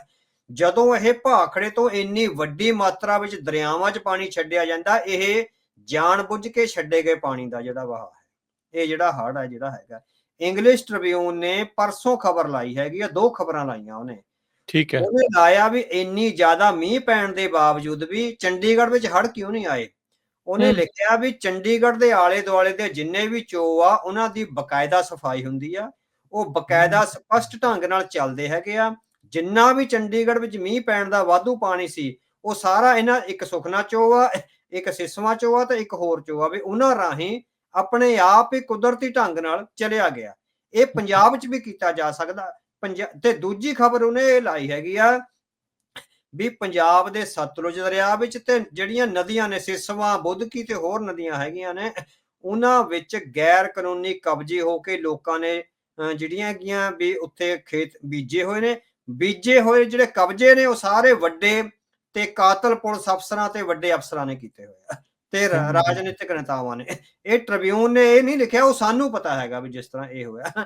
ਸੋ ਜਿਹੜੇ ਹੜ੍ਹ ਨੇ, ਇਹ ਹੁਣ ਸ਼ੰਕਾ ਹੀ ਨਹੀਂ, ਇਹ ਪੱਕੇ ਤੌਰ ਤੇ ਹੈ ਵੀ ਜਿਹੜਾ ਭਾਖੜਾ ਡੈਮ ਆ, ਉਹ ਪੰਜਾਬ ਦੀ ਤਬਾਹੀ ਲਈ ਔਰ ਹਰਿਆਣੇ ਤੇ ਰਾਜਸਥਾਨ ਦੀਆਂ ਪਾਣੀ ਦੀਆਂ ਤੇ ਦਿੱਲੀ ਦੀਆਂ ਬਿਜਲੀ ਦੀਆਂ ਲੋੜਾਂ ਪੂਰੀਆਂ ਕਰਨ ਲਈ ਰੱਖਿਆ ਗਿਆ ਹੈਗਾ। ਇੰਨੀ ਵੱਡੀ ਮਾਤਰਾ ਵਿੱਚ ਜਿਹੜਾ ਪਾਣੀ ਹੈਗਾ ਨਹੀਂ ਸੀ ਛੱਡਿਆ ਜਾਣਾ ਚਾਹੀਦਾ। ਜੇ ਹੁਣ ਉੱਥੇ ਭਾਖੜੇ ਦੇ ਉੱਤੇ ਪੰਜਾਬ ਦੀ ਅਫਸਰਸ਼ਾਹੀ ਤੈਨਾਤ ਹੋਵੇ ਤਾਂ ਉਹ ਆਪਣੀ ਮਾਂ ਧਰਤੀ ਨੂੰ ਡੋਬਣ ਦੇ ਫੈਸਲੇ ਤੇ 100 ਵਾਰੀ ਵਿਚਾਰ ਕਰੇਗੀ, ਹਨਾ, ਵੀ ਸਾਡੀ ਮਾਂ ਧਰਤੀ ਡੁੱਬਣੀ ਆ, ਸਾਡੇ ਆਪਣੇ ਲੋਕ ਡੁੱਬਣੇ ਆ। ਹੁਣ ਜਦੋਂ ਉੱਥੇ ਪੰਜਾਬ ਵਿਰੋਧੀ ਅਫਸਰਸ਼ਾਹੀ ਬੈਠੀ ਹੈਗੀ ਆ, ਉਹਨੂੰ ਕੋਈ ਫਰਕ ਨਹੀਂ ਪੈਂਦਾ ਪੰਜਾਬ ਡੁੱਬ ਜੇ ਜਾਂ ਨਾ ਡੁੱਬ ਜੇ, ਉਹਦੇ ਲਈ ਹਰਿਆਣਾ, ਦਿੱਲੀ ਤੇ ਰਾਜਸਥਾਨ ਬਚਣੇ ਚਾਹੀਦੇ ਹੈਗੇ ਆ। ਸੋ ਇਹ ਜਿਹੜੇ ਹੜ੍ਹ ਹੈਗੇ ਆ, ਇਹ ਕੁਦਰਤੀ ਨਹੀਂ, ਇਹ ਗੈਰ ਕਾਨੂੰਨੀ ਨੇ ਔਰ ਲਿਆਂਦੇ ਗਏ ਆ। ਸੋ ਪੰਜਾਬ ਦੇ ਲੋਕਾਂ ਨੂੰ ਇਸ ਬਾਰੇ ਚੇਤਨਾ ਹੋਣ ਦੀ ਲੋੜ ਹੈ। ਜਿਹੜਾ ਹੁਣ BBMP ਆ ਜਦੋਂ ਇਹ ਬਣਿਆ ਸੀ ਉਦੋਂ ਪੰਜਾਬ ਦੇ ਵਿੱਚ ਸੀਗਾ, ਹੁਣ ਇਹ ਕੀ ਪੰਜਾਬ ਦੇ ਦਾਇਰੇ ਤੋਂ ਬਾਹਰ ਆਉਂਦਾ ਹੈ, ਆਪਣੇ ਬਾਰਡਰ ਤੋਂ ਬਾਹਰ, ਇਹ ਹਿਮਾਚਲ ਦੇ ਵਿੱਚ ਹੀ ਪੈਂਦਾ ਹੈ? ਨਹੀਂ, ਭਾਖੜਾ ਤਾਂ ਜਿਹੜਾ ਨੰਗਲ ਵਿੱਚ ਆਉਂਦਾ ਹੈ, ਸੋ ਭਾਖੜਾ ਤਾਂ ਆਪਣੀ ਪੰਜਾਬ ਦੀ ਜ਼ਮੀਨ 'ਚ ਹੈਗਾ। ਤੇ ਸੋ ਪਰ ਉੱਥੇ ਕੰਟਰੋਲ 50% ਤੋਂ ਵੱਧ ਕੰਟਰੋਲ ਆਊਟ ਆਫ ਸਟੇਟ ਦਾ ਹੈ। ਉਹਨਾਂ ਨੇ ਉਹ ਸੁਪਰੀਮ ਕੋਰਟ ਤੇ ਹਾਈ ਕੋਰਟ ਦੇ ਫੈਸਲਿਆਂ ਰਾਹੀਂ, ਇਹਨਾਂ ਨੇ ਹਾਈ ਕੋਰਟ ਦੇ ਜੱਜ ਸਾਰੇ ਇਹਨਾਂ ਦੇ ਆਪਣੇ ਆ। ਤੇ ਹੁਣ ਹਾਲਾਂਕਿ ਤੁਸੀਂ ਦੇਖੋ ਵੀ ਇੱਥੇ ਪੰਜਾਬ ਪੁਲਿਸ ਤੈਨਾਤ ਕਰਤੀ ਸੀ ਪੰਜਾਬ ਸਰਕਾਰ ਨੇ, ਤੇ ਉਹ ਗ੍ਰਹਿ ਮੰਤਰਾਲੇ ਦੇ ਹੁਕਮਾਂ ਤੇ ਜਾਂ ਹਾਈ ਕੋਰਟ ਦੀਆਂ ਲਾ ਕੇ ਉਹ ਹਾਈ ਕੋਰਟ ਦੇ ਹੁਕਮ ਲੈ ਲਿਆ ਵੀ ਨਹੀਂ ਤੁਸੀਂ ਇਹ ਪਾਣੀ ਛੱਡਣਾ ਪਏਗਾ। CISF ਜਿਹੜੀ ਵੱਧ ਸਿਕਿਉਰਿਟੀ ਕਰ ਸਕਦੀ, ਉਹ ਸਾਰਾ ਸੈਂਟਰ ਦਾ ਕੰਟਰੋਲ ਆ। ਜਦੋਂ ਫੌਜ ਤੇ ਪੁਲਿਸ ਸੈਂਟਰ ਦੀ ਆ ਗਈ ਤੇ ਉੱਥੇ ਅਫਸਰਸ਼ਾਹੀ ਸੈਂਟਰ ਦੀ ਆ ਗਈ, ਫਿਰ ਪੰਜਾਬ ਦੀ ਕਿਹਨੂੰ ਫਿਕਰ ਪਈ ਹੋਈ ਆ? ਸੋ ਜਿਹੜਾ BBMP ਆ ਫਿਜ਼ੀਕਲੀ ਸਭ ਪੰਜਾਬ 'ਚ ਆ, ਇਹ ਕੋਈ ਹਿਮਾਚਲ 'ਚ ਨਹੀਂ ਹੈਗਾ। ਨੰਗਲ ਸਾਡਾ ਆਖਰੀ ਸ਼ਹਿਰ ਆ, ਰੋਪੜ ਦੇ ਜ਼ਿਲ੍ਹੇ ਦੀ ਆਖਰੀ ਤਹਿਸੀਲ ਹੈਗੀ ਆ। ਬਹੁਤ ਵੱਡੀ ਗਿਣਤੀ ਵਿੱਚ ਆ ਜਿਹੜੇ ਉੱਥੇ ਲੋਕ ਰਹਿੰਦੇ ਹੈਗੇ ਆ, ਔਰ ਇੱਕ ਤਰ੍ਹਾਂ ਨਾਲ ਟੂਰਿਸਟ ਸਪੌਟ ਵੀ ਆ ਭਾਖੜਾ ਨੰਗਲ ਦੇ। ਬਹੁਤ ਸਾਰੇ ਸੈਲਾਨੀ ਆ ਜਿਹੜੇ ਉਹ ਜਾਂਦੇ ਹੈਗੇ ਆ। ਸੋ ਇਹ ਜਿਹੜਾ ਕੰਟਰੋਲ ਹੈਗਾ, ਉਹ ਸਾਰਾ ਜਿਹੜਾ ਹੈਗਾ ਉਹਨਾਂ ਨੇ ਦਿੱਲੀ ਦੀਆਂ, ਖਾਸ ਕਰਕੇ ਅਮਿਤ ਸ਼ਾਹ ਦੇ ਕਰਿੰਦਿਆਂ ਨੇ ਉਹਦੇ ਤੇ ਕਰ ਲਿਆ ਹੋਇਆ। ਉਹਨਾਂ ਦੀਆਂ ਹਦਾਇਤਾਂ ਤੇ ਇਹ ਸਾਰਾ ਪਾਣੀ ਦਾ ਜੁਗਾੜ ਕੀਤਾ ਜਾਂਦਾ ਹੈ। ਜਦੋਂ ਵੀ ਇਦਾਂ ਦੀ ਨਿਊਜ਼ ਆਉਂਦੀ ਸੀ ਵੀ ਉੱਥੇ ਸੈਂਟਰ ਵਾਲੇ ਦਾ ਕੰਟਰੋਲ ਹੋ ਰਿਹਾ, ਲੋਕ ਰੌਲਾ ਪਾਉਂਦੇ ਸੀਗੇ, ਸਰਕਾਰਾਂ ਕਿਤੇ ਨਾ ਕਿਤੇ ਨਖਿੱਧ ਨਿਕਲੀਆਂ ਪੰਜਾਬ ਦੀਆਂ, ਉਹਨਾਂ ਨੂੰ ਕੋਈ ਉਹਦੀ ਪੈਰਵਾਈ ਕਰਨ ਦੇ ਵਿੱਚ ਉਹ ਪਿੱਛੇ ਹੀ ਰਹਿ ਗਏ। ਨਹੀਂ, ਬਿਲਕੁਲ ਪੰਜਾਬ ਦੀਆਂ ਜਿਹੜੀਆਂ ਸਰਕਾਰਾਂ ਨੇ, ਅਸਲ 'ਚ ਉਹ ਸਰਕਾਰਾਂ ਨਹੀਂ ਹੈਗੀਆਂ, ਉਹ ਕੇਂਦਰੀ ਗ੍ਰਹਿ ਮੰਤਰਾਲੇ ਦੀਆਂ ਕਠਪੁਤਲੀਆਂ ਨੇ। ਉਹ ਮਿਊਨਿਸਪਲ ਕਮੇਟੀਆਂ ਨੇ। ਜਿੱਦਾਂ ਦਿੱਲੀ ਵਿੱਚ ਅਰਵਿੰਦ ਕੇਜਰੀਵਾਲ ਇੱਕ ਮਿਊਨਿਸਪਲ ਕਮੇਟੀ ਦਾ ਮੁੱਖ ਮੰਤਰੀ ਸੀ, ਉਸੇ ਤਰ੍ਹਾਂ ਪੰਜਾਬ ਦੇ ਵੀ ਜਿੰਨੇ ਮੁੱਖ ਮੰਤਰੀ ਆਉਂਦੇ ਆ, ਉਹ ਜਸਟ ਕਹਾਉਣ ਨੂੰ ਇਹ ਮੁੱਖ ਮੰਤਰੀ ਹੁੰਦੇ ਆ, ਅਸਲ ਵਿੱਚ ਉਹ ਮਿਊਨਿਸਪਲ ਕਮੇਟੀ ਦੇ ਪ੍ਰਧਾਨ ਹੀ ਹੁੰਦੇ ਆ। ਉਹਨਾਂ ਦੇ ਅਸਲ ਵਾਗਡੋਰ ਆ ਜਿਹੜੇ ਦਿੱਲੀ ਦੀ ਹੋਮ ਮਿਨਿਸਟਰੀ, ਪ੍ਰਧਾਨ ਮੰਤਰੀ ਦਾ ਆਫਿਸ, ਤੇ ਉਹ ਸਾਰੇ ਆ ਜਿਹੜੇ ਟੈਕਲ ਕਰਦੇ ਆ। ਉਹ ਕੋਈ ਚੀਫ ਮਿਨਿਸਟਰ ਤਾਂ ਬਗਾਵਤ ਕਰ ਸਕਦਾ ਜੇ ਉਹਦੇ ਵਿੱਚ ਪੰਥਕ ਜਜ਼ਬਾ ਹੋਵੇ, ਉਹਨੂੰ ਇਹ ਅਹਿਸਾਸ ਹੋਵੇ ਵੀ ਪੰਜਾਬ ਇੱਕ ਬਸਤੀ ਦੇ ਤੌਰ ਤੇ ਜਿਹੜਾ ਹੈਗਾ ਟੈਕਲ ਕੀਤਾ ਜਾ ਰਿਹਾ, ਅਸੀਂ ਇਸ ਜਿਹੜਾ ਨਿਓ ਬਸਤੀਵਾਦ ਹੈਗਾ ਇਹਦਾ ਡਟ ਕੇ ਟਾਕਰਾ ਕਰਨਾ। ਉਹ ਟਾਕਰਾ ਖਾਲਸਾਈ ਪਰੰਪਰਾਵਾਂ, ਪੰਥਕ ਜਜ਼ਬੇ ਔਰ ਕੌਮੀ ਪ੍ਰਤੀਬੱਧਤਾ ਦੇ ਨਾਲ ਆ ਜਿਹੜਾ ਕੀਤਾ ਜਾ ਸਕਦਾ।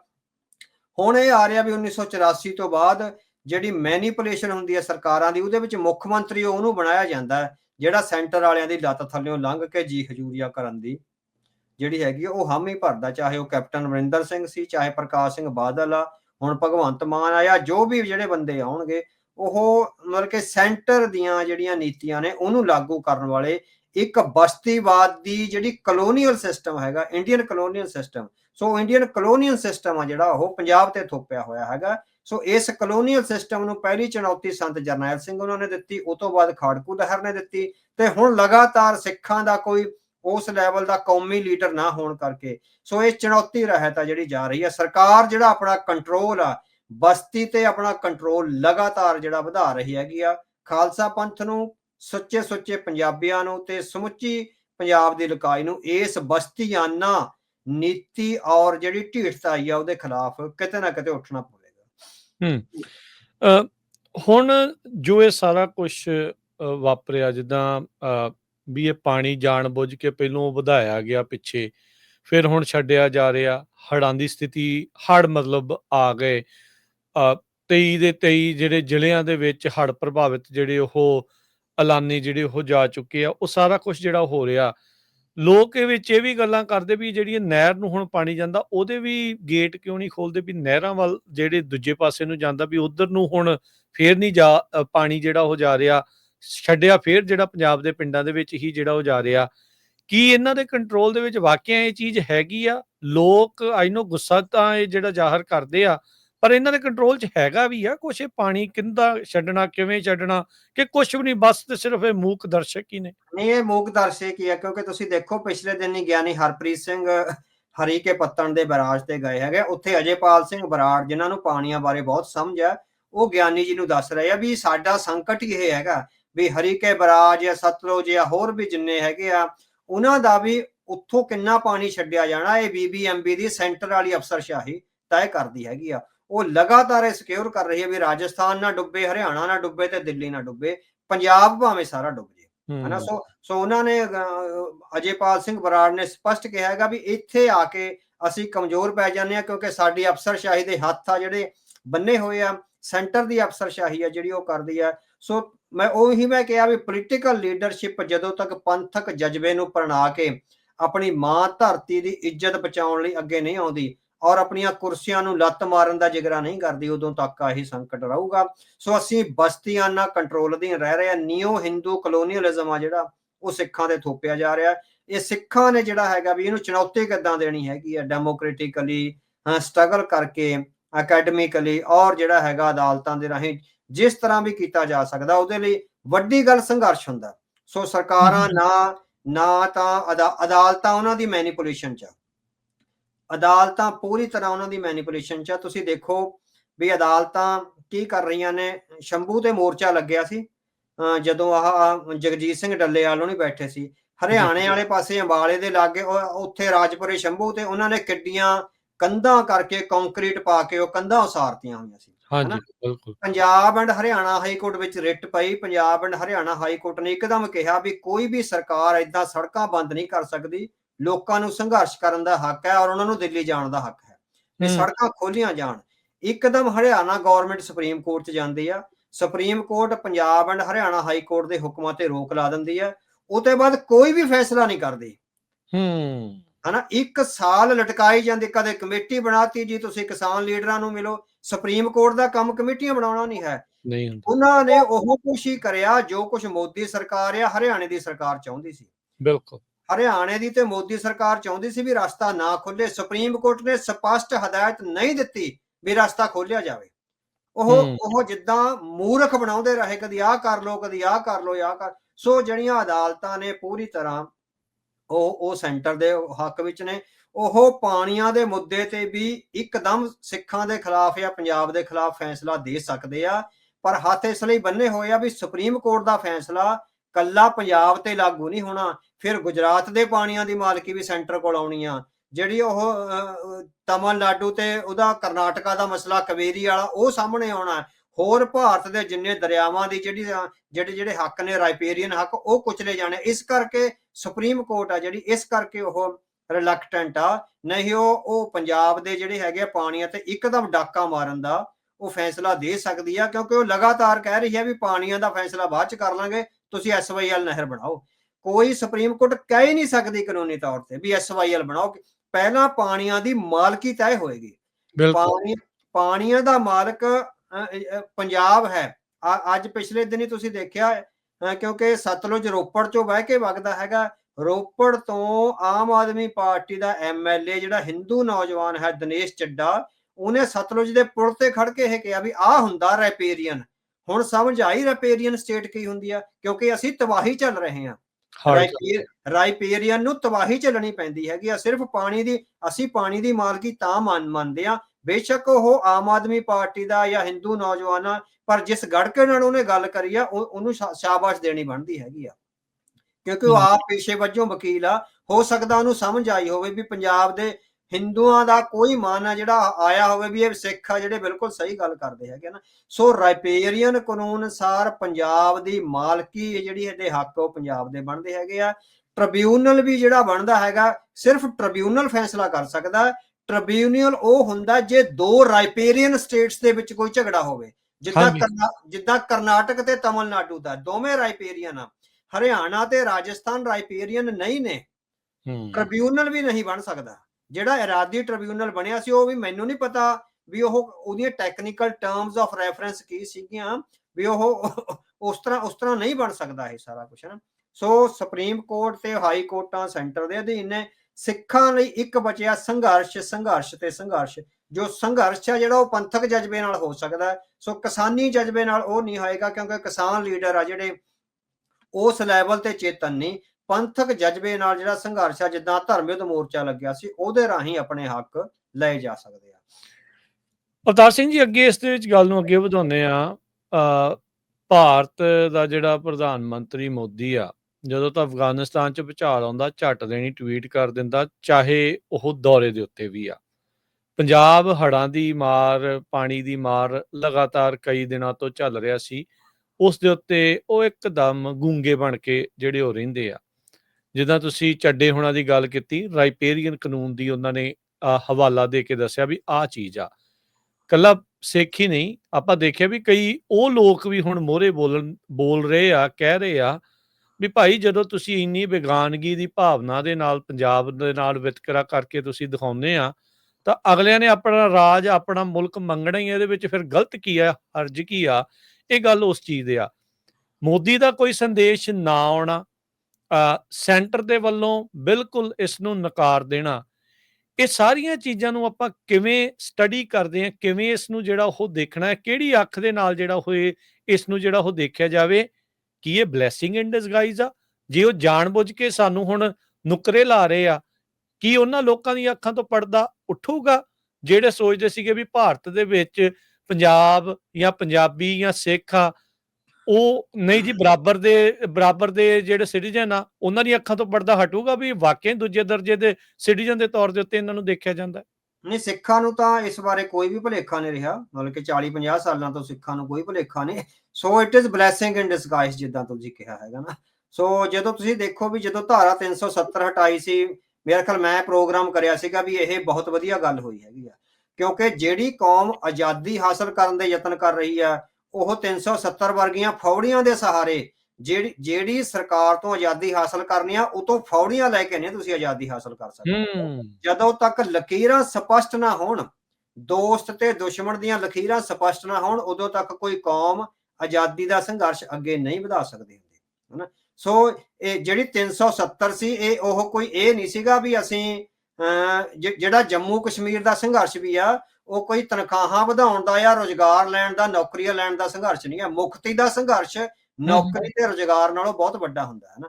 ਸੋ ਜਿਹੜਾ ਪ੍ਰਧਾਨ ਮੰਤਰੀ ਦਾ ਟਵੀਟ ਨਾ ਆਉਣਾ ਜਾਂ ਕੋਈ ਵੀ ਆਉਣਾ, ਇਹ ਸਾਡੇ ਲਈ ਇੱਕ ਤਰ੍ਹਾਂ ਨਾਲ ਇੱਕ ਵੱਡਾ ਵਰ ਹੈਗਾ, ਇੱਕ ਵਰਦਾਨ ਹੈਗਾ, ਹਨਾ।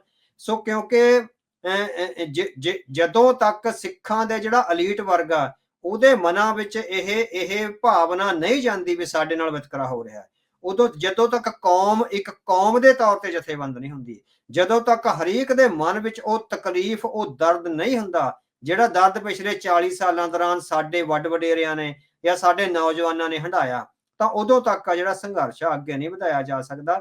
ਇਸ ਵਿਗਿਆਨਗੀ ਦੇ ਆਧਾਰ ਤੇ ਮੈਂ ਕਹਿ ਰਿਹਾ ਵੀ ਜਿਹੜਾ ਪਾਣੀਆਂ ਨੂੰ ਬਚਾਉਣ ਦਾ ਸੰਘਰਸ਼ ਆ ਤੇ ਆਪਣੀ ਹੋਂਦ ਨੂੰ ਬਚਾਉਣ ਦਾ ਸੰਘਰਸ਼ ਆ, ਉਹ ਪੰਥਕ ਜਜ਼ਬੇ ਚੋਂ, ਸਿੱਖ ਮਰਿਆਦਾ ਚੋਂ, ਸਿੱਖ ਇਤਿਹਾਸ ਚੋਂ ਔਰ ਸ਼ਹੀਦਾਂ ਤੋਂ ਪ੍ਰੇਰਨਾ ਲੈ ਕੇ ਹੀ ਅੱਗੇ ਵਧਾਇਆ ਜਾ ਸਕਦਾ। ਸੋ ਨਰਿੰਦਰ ਮੋਦੀ ਨੇ ਜਾਂ ਉਹਨਾਂ ਦੀ ਟਵੀਟ ਕਰਨ ਵਾਲੀ ਅਫਸਰਸ਼ਾਹੀ ਆ, ਜੇ ਉਹਨਾਂ ਨੇ ਇਹ ਗਲਤੀ ਕਰੀ ਆ ਤਾਂ ਅਸੀਂ ਸਮਝਦੇ ਬਹੁਤ ਚੰਗੀ ਗਲਤੀ ਕਰੀ ਆ ਉਹਨਾਂ ਨੇ, ਹਨਾ। ਸੋ ਸਾਨੂੰ ਬਿਲਕੁਲ ਵੀ ਉਮੀਦ ਨਹੀਂ ਰੱਖਣੀ ਚਾਹੀਦੀ ਉਹਨਾਂ ਤੋਂ, ਨਾ ਪੰਜਾਬ ਨੇ ਰੱਖੀ ਆ। ਜਿਸ ਢੰਗ ਨਾਲ ਪੰਜਾਬ ਨੇ ਆਪਣੇ ਦਰਿਆਵਾਂ ਨੂੰ ਬੰਨ ਲਾਉਣ ਦਾ ਆਪ ਯਤਨ ਕੀਤਾ, ਸੋ ਦਿਖਾ ਦਿੱਤਾ we are different from you, ਸਾਨੂੰ ਤੁਹਾਤੋਂ ਕੋਈ ਆਸ ਨਹੀਂ। ਔਰ ਇਹ ਲਗਾਤਾਰ ਪਾੜਾ ਜਿੰਨਾ ਵੱਧਦਾ ਜਾਊਗਾ, ਉਨਾ ਹੀ ਸਾਡੇ ਲਈ ਜਿਹੜੀ ਇਹ ਬਲੈਸਿੰਗ ਆ ਉਹ ਜ਼ਿਆਦਾ ਮਜ਼ਬੂਤ ਹੋਊਗੀ ਤੇ ਸਿੱਖ ਕੌਮ ਚੇਤਨ ਹੋ ਕੇ ਆਪਣੀ ਫਾਈਨਲ ਡੈਸਟਨੀ ਲਈ ਜਿਹੜੀ ਹੈਗੀ ਆ ਉਹ ਸੰਘਰਸ਼ ਕਰੇਗੀ। ਜੀ, ਪੰਜਾਬ ਦਾ ਜਿੱਦਾਂ ਤੁਸੀਂ ਕਿਹਾ ਵੀ ਸਿੱਖਾਂ ਨੇ ਸਿੱਖਾਂ ਦੀ ਬਾਂਹ ਫੜੀ, ਪੰਜਾਬ ਨੇ ਪੰਜਾਬ ਦੀ ਜਿਹੜੀ ਉਹ ਬਾਂਹ ਫੜੀ। ਆਪਾਂ ਨੂੰ ਵੈਸੇ ਜਿੱਦਾਂ ਤੁਸੀਂ ਕਹਿੰਦੇ ਵੀ ਦੇਖਣਾ ਵੀ ਨਹੀਂ ਚਾਹੀਦਾ ਇਸ ਦੇ ਵੱਲ, ਵੀ ਆਪਾਂ ਫਰਿਆਦੀ ਬਣ ਕੇ ਇਹਨਾਂ ਤੋਂ ਕੀ ਆਸਾਂ ਜਿਹੜੀਆਂ ਉਮੀਦਾਂ ਰੱਖਣੀਆਂ, ਜਿਨ੍ਹਾਂ ਨੇ ਸ਼ੁਰੂ ਤੋਂ ਹੀ ਆਪਣੇ ਨਾਲ ਇਹ ਸਾਰਾ ਕੁਝ ਜਿਹੜਾ ਉਹ ਕੀਤਾ ਆ।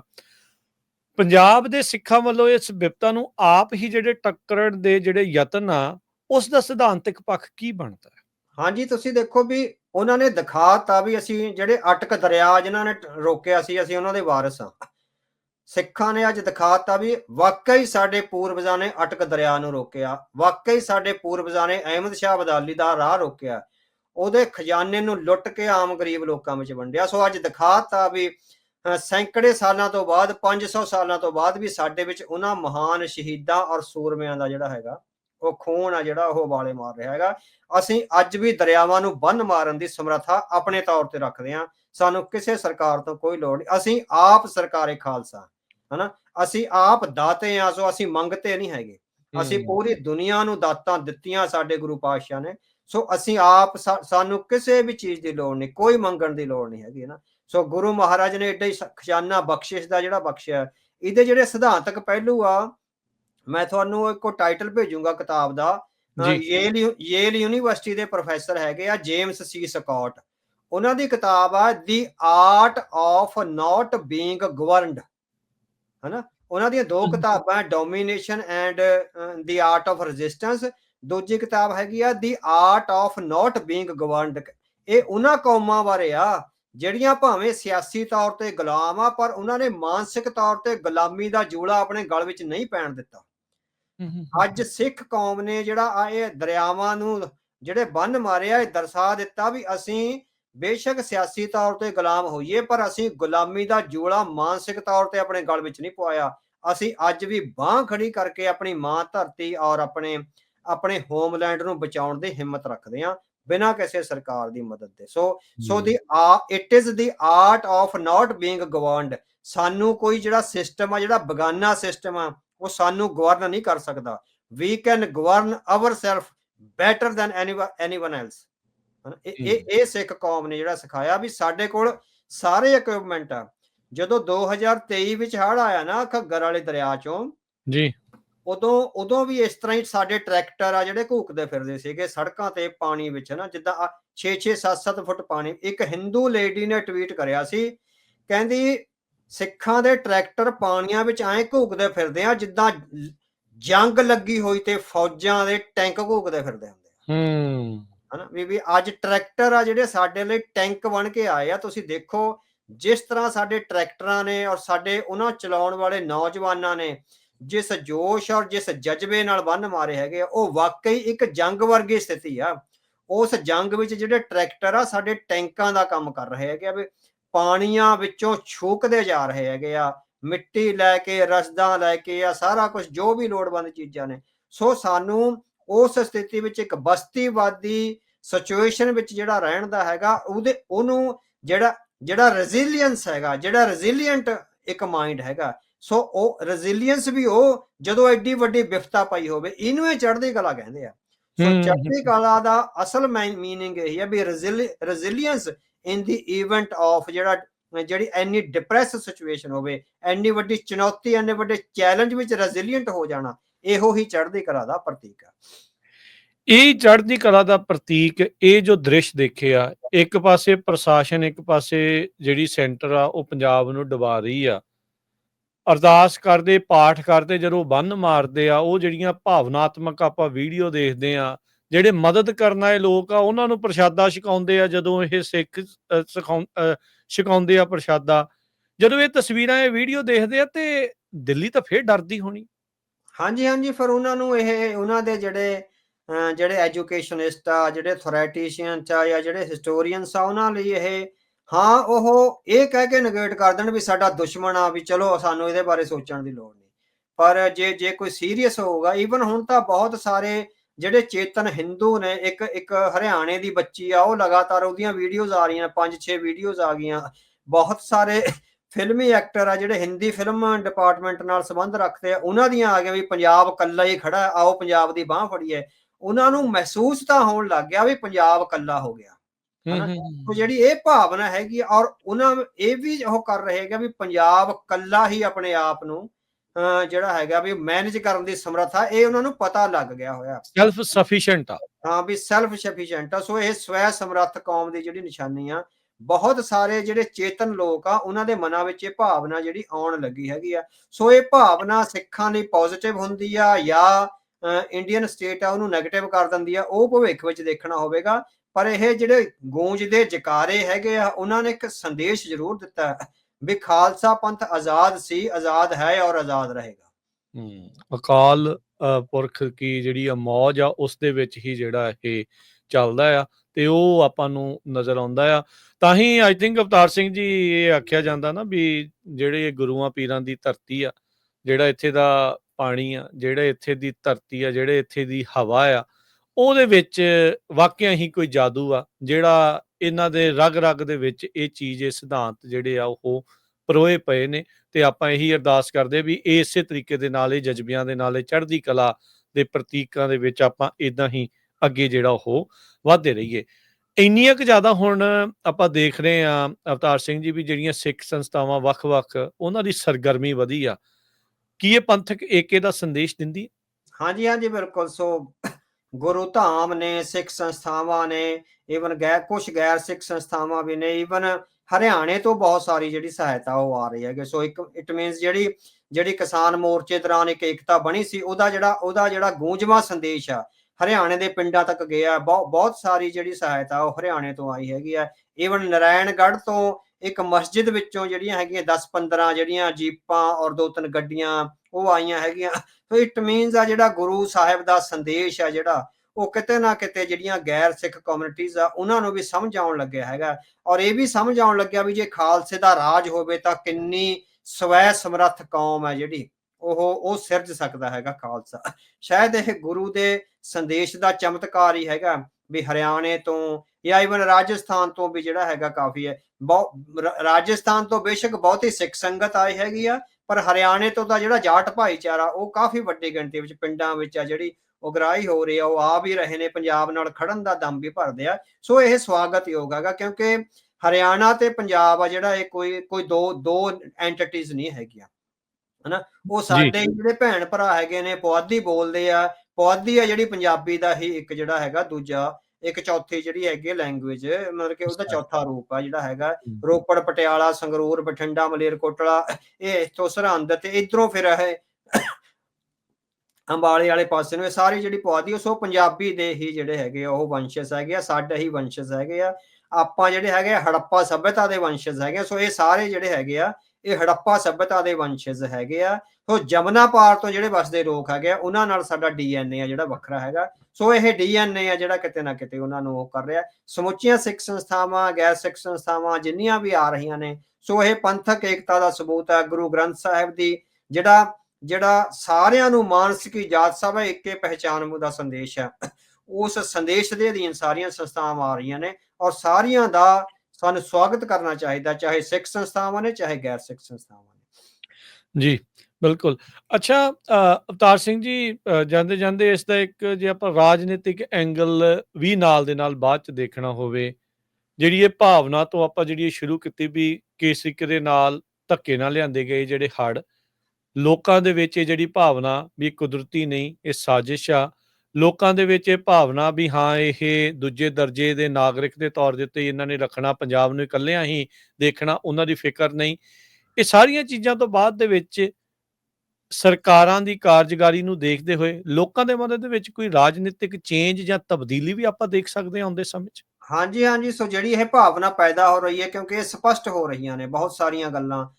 ਜਿਹੜਾ ਤੁਸੀਂ ਦੇਖੋ ਵੀ ਦੀਪ ਸਿੱਧੂ ਨੇ ਕਿਹਾ ਸੀ ਪਾਤਸ਼ਾਹੀ ਦਾਅਵਾ ਜਾਂ ਨਸਲਾਂ ਦੀ ਲੜਾਈ ਜਾਂ ਫਸਲਾਂ ਤੋਂ ਉੱਪਰ ਨਸਲਾਂ ਦੀ ਲੜਾਈ, ਉਹ ਜਿਹੜੇ ਦਾਅਵੇ ਆ ਉਹ ਜਿਹੜੇ ਜਜ਼ਬੇ ਹੈਗੇ ਆ ਤੁਸੀਂ ਦੇਖੋ ਵੀ ਉਹ ਸਿੱਖ ਨੌਜਵਾਨੀ ਵਿੱਚ ਬਹੁਤ ਆਪਾਂ ਤੀਬਰਤਾ ਨਾਲ ਉਹਨਾਂ ਦੇ ਮਨਾਂ ਵਿੱਚ ਪੈ ਗਏ ਹੋਏ ਆ, ਹਨਾ। ਫਸਲਾਂ ਦੀ ਲੜਾਈ, ਨਸਲਾਂ ਦੀ ਲੜਾਈ, ਕੌਮੀ ਹੋਂਦ, ਹਮ ਰਾਖਤ, ਪਾਤਸ਼ਾਹੀ ਦਾਅਵਾ, ਕੁਛ ਬਹੁਤ ਸਾਰੀਆਂ ਜਿਹੜੇ ਇਸ ਤਰ੍ਹਾਂ ਦੇ ਬੋਲੇ ਆ ਦੀਪ ਸਿੱਧੂ ਸਿੱਖ ਨੌਜਵਾਨਾਂ ਨੂੰ ਦੇ ਗਿਆ। ਔਰ ਉਹ ਜਿਹੜੇ ਬੋਲੇ ਦੀਪ ਸਿੱਧੂ ਦੇ ਗਿਆ ਸਿੱਖ ਨੌਜਵਾਨਾਂ ਨੂੰ, ਉਹ ਬੋਲੇ ਆ ਜਿਹੜੇ ਸਾਡੇ ਰਾਜਨੀਤਿਕ ਭਵਿੱਖ ਘੜਨ ਦਾ ਤੇ ਨੌਜਵਾਨਾਂ ਵਿੱਚ ਤੇ ਆਮ ਸਿੱਖਾਂ ਵਿੱਚ ਇੱਕ ਚੇਤਨਤਾ ਪੈਦਾ ਕਰਨ ਦਾ ਜਿਹੜਾ ਕਾਰਜ ਆ ਉਹ ਕਰ ਸਕਦੇ ਹੈਗੇ ਆ। ਸੋ ਇਸ ਲਈ ਇਹ ਸਾਰਾ ਕੁਝ ਵਿਗਿਆਨਗੀ ਦੀ ਭਾਵਨਾ ਆਉਣੀ, ਪ੍ਰਧਾਨ ਮੰਤਰੀ ਵੱਲੋਂ ਕੋਈ ਵੀ ਟਵੀਟ ਨਾ ਆਉਣਾ, ਕੋਈ ਮੈਸੇਜ ਨਾ ਆਉਣਾ, ਉਹ ਤੋਂ ਬਾਅਦ ਜਿਹੜੀ ਅਫਸਰਸ਼ਾਹੀ ਦਾ ਕਬਜ਼ਾ BBMB ਤੇ ਹੋਣਾ, ਤੇ ਹੁਣ ਇਹ ਸਿੱਖਾਂ ਵਿੱਚ ਇਹ ਭਾਵਨਾ ਪ੍ਰਬਲ ਹੋਣੀ ਵੀ ਇਹ ਜਿਹੜੇ ਹੜ੍ਹ ਨੇ ਇਹ ਕੁਦਰਤੀ ਨਹੀਂ ਹੈਗੇ, ਗੈਰ ਕੁਦਰਤੀ ਆ। ਸੋ ਇਹ ਸਾਰੇ ਇੱਕ ਪੰਥਕ ਰਾਜਨੀਤੀ ਜਿਹੜੀ ਫਾਈਨਲ ਡੈਸਟਨੀ ਲਈ ਲੜਦੀ ਹੈਗੀ ਆ, ਜਿਹਦੇ ਅਧੀਨ ਸ਼ਹਾਦਤਾਂ ਵੀ ਬਹੁਤ ਸਾਰੀਆਂ ਹੋਈਆਂ ਨੇ। ਸੋ ਉਸ ਰਾਜਨੀਤੀ ਨੂੰ ਪੈਰਾਂ ਸਿਰ ਕਰਨ ਦਾ ਇੱਕ ਮੌਕਾ ਹੋ ਸਕਦਾ ਜੇ ਸਾਡੀ ਲੀਡਰਸ਼ਿਪ ਆ ਇੱਕ ਸਿਆਣੀ ਔਰ ਸਮਝਦਾਰ ਲੀਡਰਸ਼ਿਪ ਇਸ ਮੌਕੇ ਨੂੰ ਆਪਣੇ ਢੰਗ ਨਾਲ ਵਰਤ ਸਕੇ ਤਾਂ। ਜੀ ਜੀ। ਅੱਛਾ, ਜਾਂਦੇ ਜਾਂਦੇ ਇਸ ਟੌਪਿਕ ਦੇ ਲਾਸਟ ਦੇ ਵਿੱਚ ਅਵਤਾਰ ਸਿੰਘ ਜੀ ਪੁੱਛਣਾ ਚਾਹੁੰਦਾ ਵੀ ਬਹੁਤ ਸਾਰੇ ਲੋਕ ਮਦਦ ਕਰਨਾ ਚਾਹੁੰਦੇ ਆ, ਕਿੱਦਾਂ ਕੀਤੀ ਜਾਵੇ, ਕਿਹਦੇ ਥਰੂ ਕੀਤੀ ਜਾਵੇ, ਕੀ ਇੰਤਜ਼ਾਰ ਕਰਨਾ ਚਾਹੀਦਾ ਆ, ਕਿਵੇਂ ਹੋਣਾ ਚਾਹੀਦਾ? ਕਿਉਂਕਿ ਹੁਣ ਕੁਝ ਕੁ ਵੀਡੀਓਜ਼ ਉੱਥੋਂ ਇਹ ਵੀ ਜਿਹੜੀਆਂ ਉਹ ਆ ਰਹੀਆਂ ਆ ਵੀ ਮਦਦ ਕਰਨ ਲਈ ਆ ਤਾਂ ਬਹੁਤ ਰਹੇ ਆ, ਪਰ ਅਜੇ ਉਹਨਾਂ ਨੂੰ ਸਮਝ ਨਹੀਂ ਆ ਰਹੀ ਵੀ ਕਿੱਦਾਂ ਜਿਹੜੀ ਉਹ ਕਰਨੀ ਆ।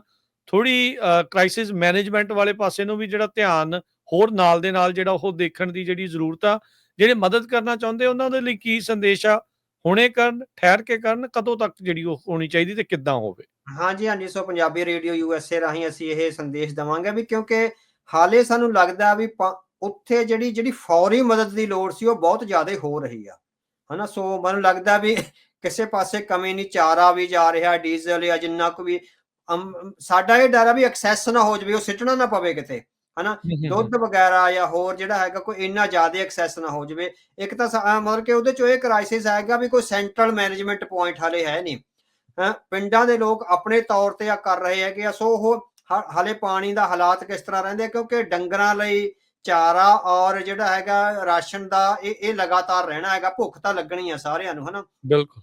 ਜਿਹੜਾ ਸੈਕੰਡਰੀ ਕਾਰਜ ਹੋਣਾ, ਜਦੋਂ ਪਾਣੀ ਉਤਰ ਗਿਆ ਉਹ ਤੋਂ ਬਾਅਦ ਰੇਤਾ ਚੁੱਕਣਾ, ਜਿਹੜੇ ਖੇਤ ਸਾਫ਼, ਖੇਤਾਂ ਵਿੱਚ 4-4 5-5 ਫੁੱਟ ਰੇਤਾ ਚਲੇ ਗਿਆ ਹੋਇਆ। ਝੋਨੇ ਦੀ ਫਸਲ ਤਾਂ ਲਗਭਗ ਤਬਾਹ ਹੀ ਹੋ ਗਈ ਹੈ ਜਿੱਥੇ ਪਾਣੀ ਫਿਰ ਗਿਆ। ਹੁਣ ਕਣਕ ਦੀ ਫਸਲ ਲਈ ਖੇਤਾਂ ਨੂੰ ਤਿਆਰ ਕਰਨਾ, ਉਹਦੇ ਲਈ ਡੀਜ਼ਲ ਲੈ ਕੇ ਆਉਣਾ। ਉਹ ਤੋਂ ਬਾਅਦ ਹੁਣ ਜਦੋਂ ਪਾਣੀ ਉਤਰ ਜਾਂਦਾ, ਜਿਹੜੇ ਬੰਨ ਹਲੇ ਕਮਜ਼ੋਰ ਸਥਿਤੀ ਵਿੱਚ ਆ ਉਹਨਾਂ ਦੇ ਬੰਨ ਦੁਬਾਰੇ ਮਾਰਨੇ ਤਾਂ ਕਿ ਦੁਬਾਰੇ ਨਾ ਕੁਛ ਆਵੇ। ਤੇ ਦੂਸਰਾ ਹੈਗਾ ਵੀ ਇਕਨੋਮਿਕਲੀ ਆਪਾਂ ਨੂੰ, ਜਿਹੜੇ ਗਰੀਬ ਪਰਿਵਾਰ ਨੇ ਜਿਨ੍ਹਾਂ ਦੇ ਘਰਾਂ ਵਿੱਚ ਪਾਣੀ ਵੜ ਗਿਆ, ਘਰ ਢਹਿ ਗਏ ਹੋਏ ਨੇ, ਸੋ ਉਹਨਾਂ ਦਾ ਹੀ ਆਪਾਂ ਨੂੰ ਇਕਨੋਮਿਕਲੀ ਆਪਣੇ ਕੋਲ ਬਹੁਤ ਸਾਰੀ ਫੰਡਿੰਗ ਹੋਣੀ ਚਾਹੀਦੀ ਹੈਗੀ ਆ। ਉਹ ਕਿਸੇ ਵੀ ਸੰਸਥਾ ਲਈ ਹੋਵੇ, ਉਹਨਾਂ ਦੇ ਘਰ ਨਵੇਂ ਬਣਾ ਕੇ ਦਈਏ, ਉਹਨਾਂ ਨੂੰ ਜਿਉਣ ਜੋਗੇ ਪੈਸੇ ਜਿਹੜੇ ਹੈਗੇ ਉਹ ਕੈਸ਼ ਦਿੱਤਾ ਜਾਵੇ। ਉਹਨਾਂ ਵਿੱਚ ਇਹ ਭਾਵਨਾ ਪ੍ਰਗਟ ਕੀਤੀ ਜਾਵੇ ਵੀ ਗੁਰੂ ਖਾਲਸਾ ਪੰਥ ਤੇ ਪੰਜਾਬ ਤੇ ਜਿਹੜੇ ਵਿਦੇਸ਼ੀ ਜਾਂ ਦੇਸ਼ ਵਿੱਚ ਬੈਠੇ ਜਿਹੜੇ ਸਿੱਖ ਨੇ ਉਹ ਸਾਡੀ ਮਦਦ ਲਈ ਆਏ ਨੇ। ਸੋ ਕੁਛ ਚੈਨਲਾਈਜ਼ ਕਰਨਾ ਚਾਹੀਦਾ ਹੈਗਾ ਵੀ ਹਾਲੇ ਇੱਕਦਮ ਜਿਹੜਾ ਹੈਗਾ ਵੀ ਬਹੁਤ ਜ਼ਿਆਦਾ ਪੈਸੇ ਸਿੱਟਣ ਨਾਲੋਂ ਸਾਨੂੰ ਲੱਗਦਾ ਵੀ ਹਾਲੇ ਆਪਾਂ ਨੂੰ 1-2 ਦਿਨ ਰੁਕ ਜਾਣਾ ਚਾਹੀਦਾ ਹੈਗਾ। ਹੁਣ ਜਿੰਨਾ ਕੁ ਹੋ ਗਿਆ ਹੋਇਆ ਉਹ ਲਗਾਤਾਰ ਹੋ ਰਿਹਾ ਹੈਗਾ, ਹਨਾ। ਸੋ ਇੱਕ ਤਾਂ ਆਥੈਂਟਿਕ ਜਿਹੜੀਆਂ ਸੰਸਥਾਵਾਂ ਨੇ, ਜਿਹੜੀਆਂ ਆਪਾਂ ਨੂੰ ਲੱਗਦਾ ਵੀ ਭਰੋਸੇਯੋਗ ਸੰਸਥਾਵਾਂ ਨੇ, ਉਹਨਾਂ ਰਾਹੀਂ ਮਦਦ ਕੀਤੀ ਜਾਵੇ। ਜਾਂ ਬਹੁਤਾ ਹੋਵੇ ਵੀ ਆਪਣੇ ਪਿੰਡਾਂ ਵਿੱਚ ਜਿਹੜੇ ਹੈਗੇ ਆ ਮੈਸੇਜ ਲਾ ਦਿੱਤੇ ਜਾਣ ਵੀ ਭਾਈ ਦੱਸੋ ਆਲੇ ਦੁਆਲੇ ਕਿੰਨੇ ਪਰਿਵਾਰਾਂ ਨੂੰ ਕਿੰਨੀ ਲੋੜ ਆ, ਕਿਹੜੀ ਚੀਜ਼ ਦੀ ਲੋੜ ਆ। ਉਹਦੇ ਲਈ ਜੇ ਆਪ ਸਹਾਇਤਾ ਹੋ ਸਕੇ ਤਾਂ ਜ਼ਿਆਦਾ ਵੱਡੀ ਗੱਲ ਹੈਗੀ ਜੀ। ਸੰਸਥਾਵਾਂ ਨੂੰ ਦੇਣ ਨਾਲੋਂ ਨਾ। ਵੈਸੇ ਆਪਾਂ ਇਹ ਨਹੀਂ ਕਿਸੇ ਦੇ ਸੰਸਥਾ ਤੇ ਸ਼ੱਕ ਨਹੀਂ ਕਰਦੇ, ਕਿਉਂਕਿ ਸੰਸਥਾਵਾਂ ਨੇ ਵੀ ਸੰਗਤ ਦੀ ਫੰਡਿੰਗ ਨਾਲ ਹੀ ਜਿਹੜਾ ਹੈਗਾ ਅੱਗੇ ਕਾਰਜ ਵਧਾਉਣੇ ਹੈਗੇ ਆ। ਪਰ ਜਿਹੜੀਆਂ ਤੁਹਾਨੂੰ ਲੱਗਦਾ ਵੀ ਭਰੋਸੇਯੋਗ ਸੰਸਥਾਵਾਂ ਨੇ, ਜਿਨ੍ਹਾਂ ਤੇ ਆਪਾਂ 100% ਭਰੋਸਾ ਕਰ ਸਕਦੇ, ਫੇਕ ਨਾ ਹੋਣ, ਕਿਉਂਕਿ ਬਹੁਤ ਸਾਰੇ ਫੇਕ ਵੀ ਜਿਹੜੇ ਲੋਕ ਆ ਉਹ ਆ ਜਾਂਦੇ ਹੁੰਦੇ ਆ ਮੌਕੇ ਦਾ ਫਾਇਦਾ ਉਠਾਉਣ ਲਈ। ਸੋ ਜਿਹੜੀਆਂ ਚੰਗੀਆਂ ਸਿੱਖ ਏਡਸ ਨੇ, ਵੱਡੀਆਂ ਸੰਸਥਾਵਾਂ ਨੇ, ਉਹਨਾਂ ਰਾਹੀਂ ਜਿਹੜੀ ਸਹਾਇਤਾ ਕੀਤੀ ਜਾਵੇ ਤਾਂ। ਤੇ ਦੂਸਰਾ ਵੀ ਆ ਆਪਣੇ ਪਿੰਡਾਂ ਦੇ ਲੋਕਾਂ ਰਾਹੀਂ, ਆਪਣੇ ਜਿਹੜੇ ਸਾਕ ਸੰਬੰਧੀ ਆ ਉਹਨਾਂ ਰਾਹੀਂ ਜੇ ਡਾਇਰੈਕਟ ਹੋ ਸਕੇ ਤਾਂ ਇਸ ਤਰ੍ਹਾਂ ਕਰ ਦਿੱਤੀ ਜਾਵੇ। ਜੀ ਜੀ। ਆਓ ਹੁਣ ਆਪਾਂ ਦੂਜੇ ਟੌਪਿਕ ਵੱਲ ਨੂੰ ਵੱਧਦੇ ਹਾਂ। ਕੌਮਾਂਤਰੀ ਪੱਧਰ ਦੇ ਉੱਤੇ ਕੀ ਜਿਹੜਾ ਚੱਲ ਰਿਹਾ, ਭਾਰਤ ਤੇ ਅਮਰੀਕਾ ਦੇ ਰਿਸ਼ਤਿਆਂ ਦੇ ਵਿੱਚ ਖਟਾਸ, ਟ੍ਰੇਡ ਵਾਰ ਤੋਂ ਬਾਅਦ ਦੇ ਵਿੱਚ ਭਾਰਤ ਜਿੱਥੇ ਜਾ ਕੇ ਬੈਠਾ ਆ, ਉਹਦੇ ਕੀ ਮਾਇਨੇ ਬਣਦੇ ਆ, ਉਸ ਨੂੰ ਆਪਾਂ ਥੋੜਾ ਜਿਹਾ ਹੁਣ ਵਿਚਾਰ ਜਿਹੜੀ ਉੱਤੇ ਕਰਦੇ ਹਾਂ।